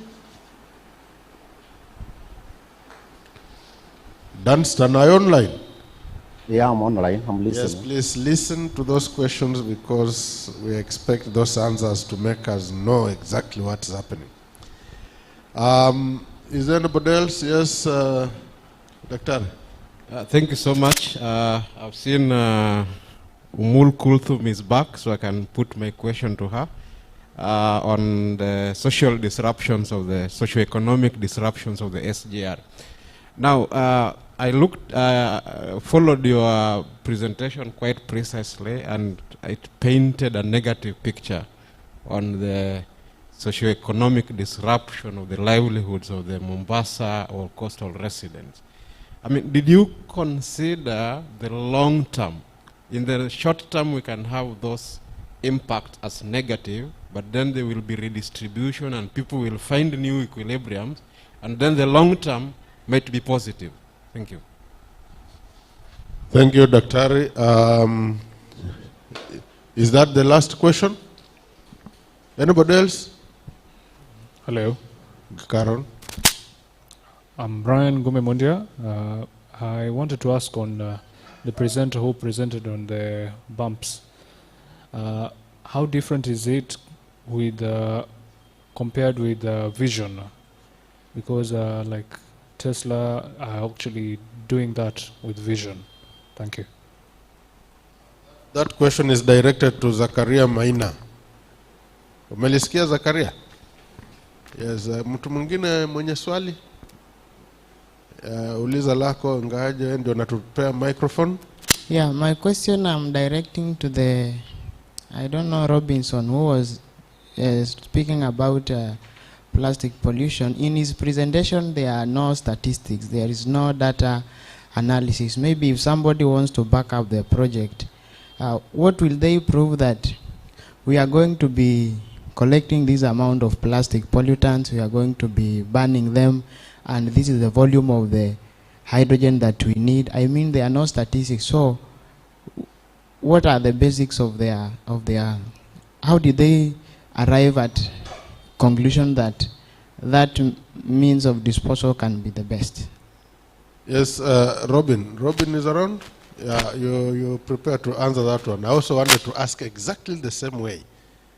but I'll now not ask because it has been asked. I also wanted to ask Dr. Nyiva on the story from the sea, but she changed the midway, so I'll not ask that question. Now, let's get the answers. I'll start with Dunstan Kambaga. Are you around online? Yes, I'm online. I believe you had the questions. There is some I will be able to ask the repeated again. But the first one was the assumptions which was made to ANOVA. We assumed that all the population had a common variance at that level when we were doing it. On top of that, the observation which was done was being done randomly. The sample was being done randomly for the tourists, for the medical tourists who were there. That is how we looked at it. Now, coming to the second one, a case study. This is a case which was taken in Nairobi County. But although the study also, we looked at those counties because Nairobi has more hospitals than any other. So we took that one because if you look at the hospitals which are registered in private hospitals, they are more in Nairobi than anywhere in the country.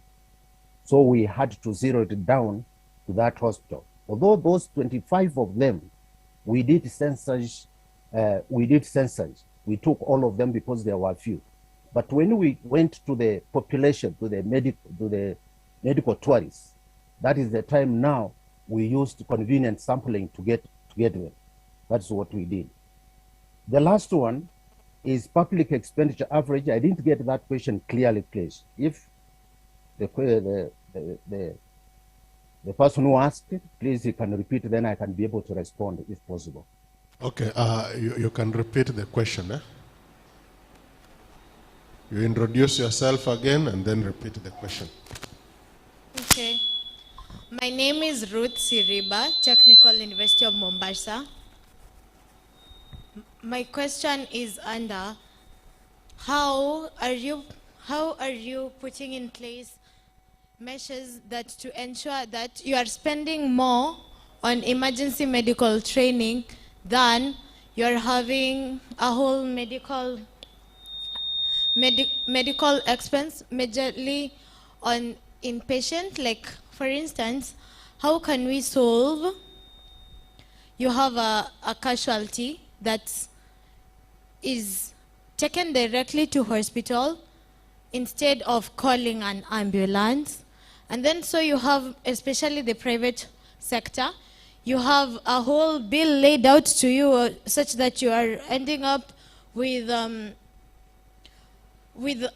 general bill of 100 Gs, and you would have solved the same with just a very quick emergency medical technician or a trainee. You understand now?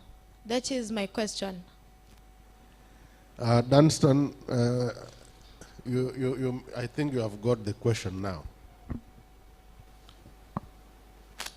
The presenter, I'm not clear of what it is, what is coming out. Because she's talking of the expenditure, how we measure the expenditure, and normally the expenditure which I took on, it is the average from the Kenya National Bureau of Standards. That is from the government side. How they do it, the all hospital, they do the averaging. That's what I looked at. But if I go further and I ask, why should somebody go to another area? It's because sometimes time is essential to when somebody is sick. It can enable him to move from one hospital to another. Time is is important. For example, when they go to India, they find in India, time is essence. Even you are being evacuated from the airport, the arrangement is being done all the way from the airport to where you are going. And when you are going to that hospital, immediately you find they are ready for you. That's what we say. But somehow in our hospitals here, sometimes it is an emergency case, but then it cannot be able to be taken as an emergency because we are not prepared for some of the cases. So the expenditure on our side, of course, it comes to be expensive again than when you compare in India, because somehow we have effective doctors are there, they are competent doctors and facilities, but the costing we are loading to the patient is not worthy sometimes. That's what I could say. Thank you. Thank you, Dunstan. I think Dunstan on his research is not able or is not even looking at the possibilities of putting measures to ensure that the cost comes down. What he's doing is just doing a study on what is in existence. So maybe that question, could we have taken it to the, I don't know if there is any regulatory authority that ensures that the cost of treatment has to be within this limit. That one is not what Dunstan is working on. Robin?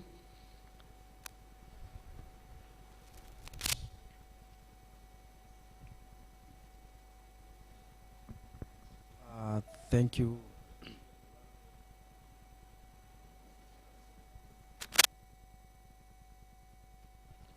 Thank you very much for the question.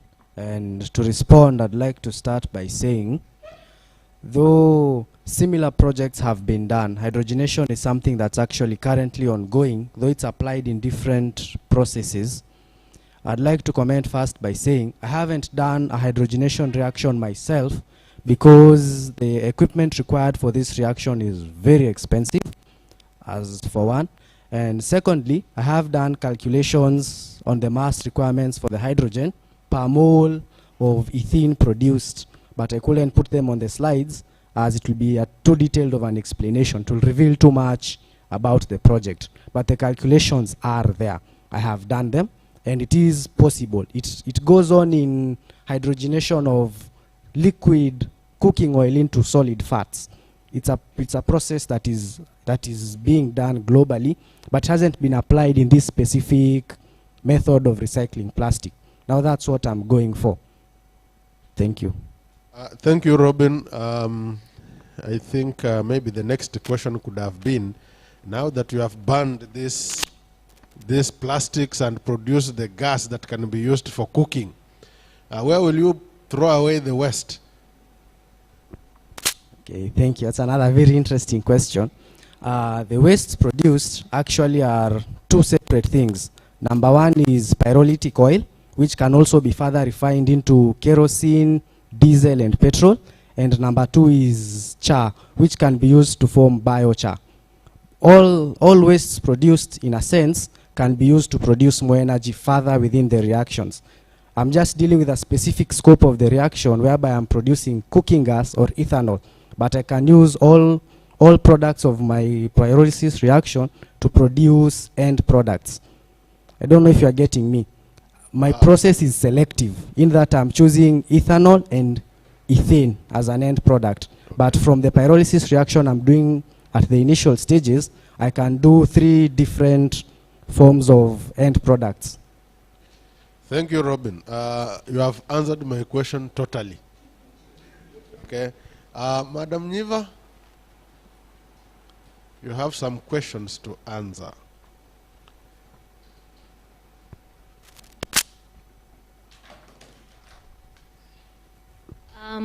The first one, I think, was a point of note from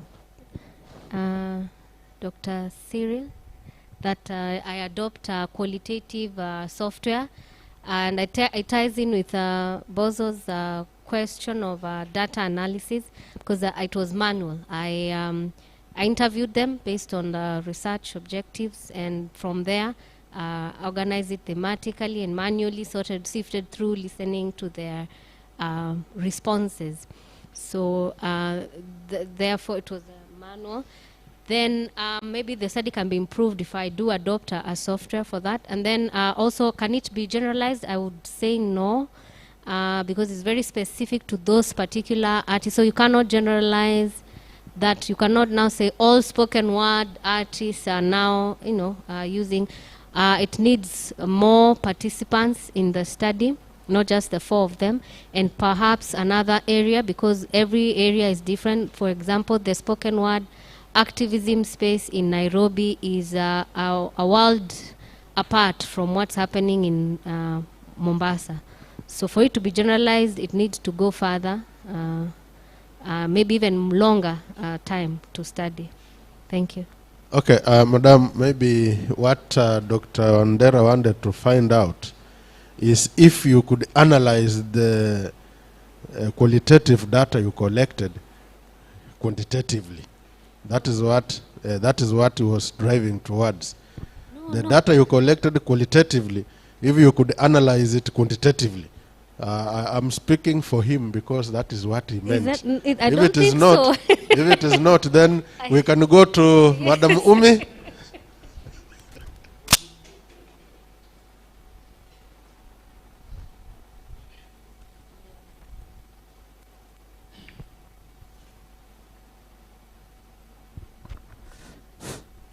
Thank you so much for the question. The question was about the short-term effect, which according to Daktari's perception is that there are so many adverse effects on the socioeconomic welfare of Mombasa County. Just to start with, I say that with the SGR, it has actually improved on transportation of passengers and cargo, since the main aim is to ensure efficient and effectiveness of transportation of the cargo and passengers. However, there are also, I can say, disadvantages, or I can say there are so many demerits that they came along with the SGR, even though there are so many benefits that we also get through the SGR, like decongestion of the Mombasa port. The accidents are now minimal over the road, and we also have the accessibility, that is the transfer of goods within and across border is made accessible through the SGR, and we are expecting it to be most affordable. However, with the SGR, since there was no much feasibility study that was conducted before the implementation, and there was also political I can say there was political motivation, or I can say the politicians were actually implementing it at the expense of Mombasa. That I can say without any apology, because from the studies which were conducted by other researchers and even the research that we did, we both concurred that with the SGR, the city of Mombasa has been adversely affected. One, the implementation of the monopolization of SGR actually made all the truck drivers lose their jobs.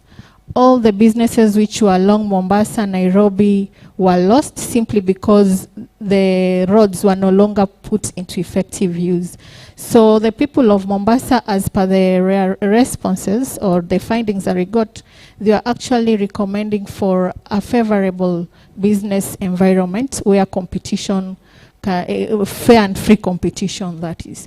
And before we implement anything, it is good to conduct a visibility study and we assess the social and economic effect of the project.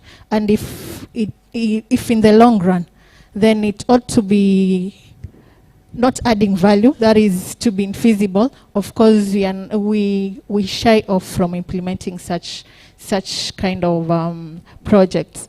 So in this case, if we have all those challenges or problems, because the problems are many, both defined and undefined, then it is good for a state either to consult widely and engage all the affected people and the key stakeholders before implementing any project. So when we outweigh the benefits versus the costs, I can call them costs because they are negative effects to the county of Mombasa, then we found out that the costs are more than the benefits.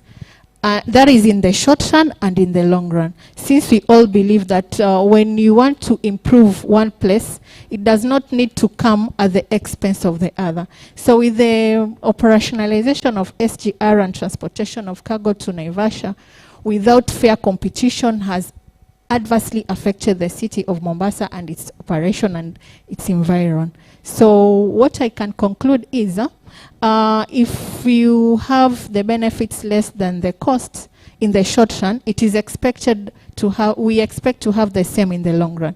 This would mean if there are any divergences away from the equilibrium, like you're putting it, okay, there are problems in the short run, but maybe in the long run, there could be long-term benefit.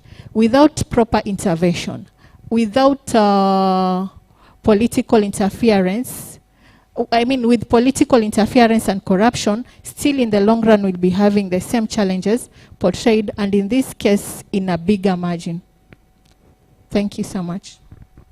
Thank you, Madam Umi. I think what Dr. Jobunga wanted to come out clearly is the support you got from the data.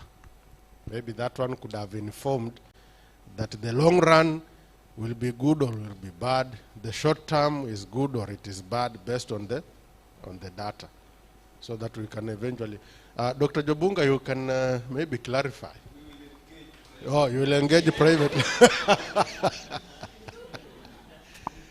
Dr. Mo, questions to answer. It started from Dr. Saulo. There are some questions. Huh? Thank you, Dr. Mwakondo. Thank you, Dr. for giving me this opportunity. Now, Dr.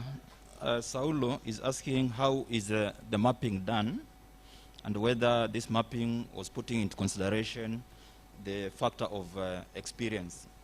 Now, one, the mapping is actually being done for the graduating students, okay? So the students who are freshly graduating from the university. And then two, the mapping is actually done to the entry level jobs, not to the senior level jobs that require experience, okay? And then how is the mapping done? Now, of course, you need to know that this particular solution is basically designed to filter the candidates before you can subject them to the interview, so that by the time you go for the interview, you have now fewer and maybe the most critical people that you need. So it is actually helping to signal who are the possibly best candidates for that particular job. And then for the mapping to be done, of course, I did some conceptualization using some theoretical frameworks and was able to come up with the mapping features. And these mapping features were grouped into the predictor features and the response feature. Now, the response feature here basically is actually the performance in the job that is actually being reflected, predicted by the predictor features. And then from there, to be able to collect data so that I could be able to make my data set, I had now to collect data from two sources, from the employed graduates in those specific roles where they can now be able to give me the information against the features which I identified through conceptualization, and also from the examination papers, past examination papers that the students did, where I could be able to get some information on the content they learned and also the skills that were tested. And then after that, you create a data set that you now subject it to a machine learning algorithm that can be able to induce the machine learning model. So that is how the mapping is done. Saulo, you want to make the question clear? Okay, thank you. Masese is around. Yes, you also had some questions. Huh? You didn't have any questions? It was a suggestion, it was not a question. Huh? Oh, okay. If that is the case, then I take this opportunity to invite Dr. Saulo to carry on with the remaining part of this session. Thank you. Thank you. Thank you, Dr. Muhongo, for a job well done. Can we give him a hand clap, please? Dr. Muhongo has been able, is chairing, and you had a rapporteur. It's left, eh? Okay, but you are able to do like over 15 papers within a very short time. So We thank God for you. So we come now to the end of our conference. It has been a 3-day grueling days, but very, very successful. We had a total of around 70 papers that we were to present. We've done around 62 papers that have been presented from Wednesday up to today. That's it's something that we need to give ourselves a hand clap. Can we give ourselves a hand clap? Despite also that, we had the robotic contest that had 8 teams, which also went very successful. We had our exhibition there.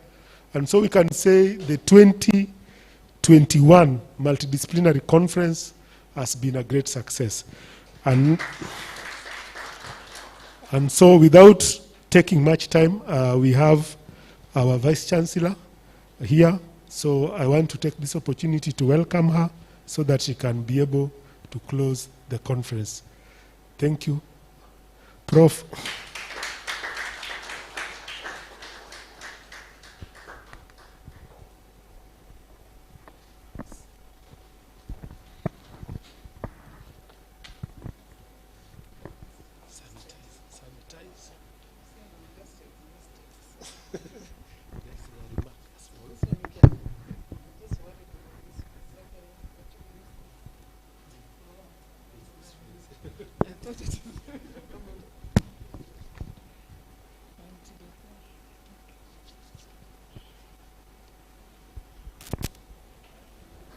Wow, wow, wow, wow. It has been a real exciting conference. Do you all agree? Yes. So mine is just again to thank you all, our distinguished delegates who actually participated. And I know most of us, by the time we were through, we learned a lot. They were very, very exciting papers. Some of us were also following them online. And we were able to also go and check on the robotics. Our journal was launched yesterday. And we also launched we opened the Rec Institute. So, as they say, let's pat ourselves on the shoulder that we have really tried. Of course, we had our own challenges, but we learned through that. For those issues that were a challenge, I hope the organizing committee will work hard in the next, but it's a learning process. For everything, there's a time whereby you actually have, they say, practice makes perfect. We have to do it again and again so that we can be able to do it well, especially like, for example, when we were having both the face-to-face as well as virtual. Because there was a time I was trying to ask a question, I'm raising my hand, but it looks like people were not able to hear me or to see me around there. So those are some of the issues of technology which we need to perfect on. And many other small things, especially program. The program, it's true, we got many papers, so we should have extended it because I'm sure while there were presentations here, we were enjoying the robotics. That should not be the case.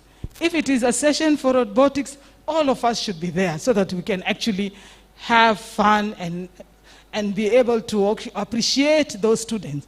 The students were doing a wonderful job today in the robotics, but you are not able to see because there was also a concurrent session this side. So I think we need to organize so that everybody will be, we give attention to all the events that are going to take place. Like on the 10th there were students also presenting their innovations. Nobody went there to check. We had our posters here.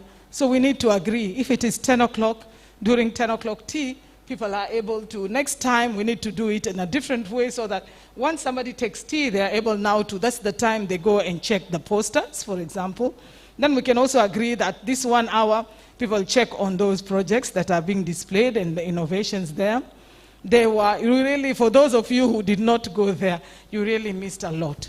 But all in all, I just want again to thank both the participants who really took part in this conference, as well as the local organizing committee. Yesterday, we had fun with the cocktail was very good, although I was not able to stay for long. But all in all, I think it was well-organized conference.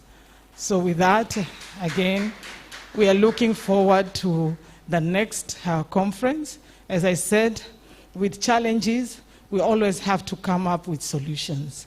And we cannot say that because there is COVID, we cannot have a conference. Because there is COVID, we cannot do A, B, C, D. You can realize that actually there's a lot that you can do despite having COVID. Despite the COVID challenges, there's a lot which you can do, and we have learned a lot. And sometimes, like personally, if you were to ask me, not that I want COVID to remain, but I've saved a lot in meetings. For example, we've had online meetings since last year. All our Senate meetings have been online. All our management board have been online. Of course, council meetings, although they keep insisting they want to come, but I've always put my foot down that there is COVID and it should be online and so on. So what I'm trying to say is that there are opportunities also despite these challenges. Now, with the REC Institute being open there, I hope members, because there were lots of papers on climate change, on renewable energy, and so on, let us also be in the forefront so that we actually make that institute what it's supposed to be. We need to work hard, visit that. Most of you who've never known how biogas is made, if I may say so, or you can always go past there and see how the, also again, we had students who are also doing a wonderful job there. Before, TUM was known for innovations and robotics. I remember today, Paul Akwabi said, what made him come to TUM was that when he was way back in secondary school, he bought something and it was wrapped in a newspaper. And when he opened that newspaper, he saw, at that time, Technical University of Mombasa, #1 in robotics in the country. But now, where are we? So I think those are some of the things we need to make a follow-up and regain the lost glory. With that, I think most of you have become hypoglycemic. The sugar levels have gone down. So we just want again to thank you all. May God bless you. And we are looking forward to the next I don't know now, it will be 2022 multidisciplinary conference. With that, I just want to close this conference, and it's now officially closed. Thank you very much.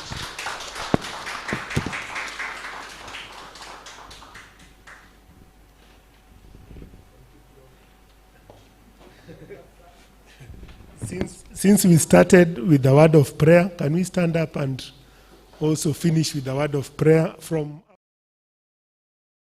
going downstairs for lunch? We are very sorry that the lunch has been delayed, but it is good. So can we have somebody pray for us? A volunteer?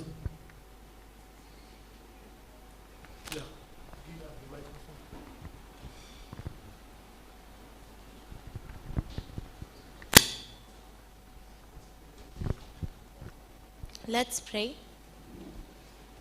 Our loving Father in heaven, thank you for this day. Thank you for this opportunity that only comes once. Thank you for the Technical University of Mombasa, and thank you that you have made this day possible.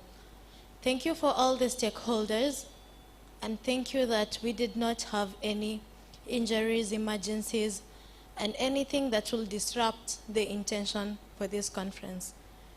As now we began with you and we're ending with you, I ask that you go ahead in time for us, that you change the history of TUM, you change the history in a way that glorifies you and makes every person a better person. I've prayed trusting and believing. Amen.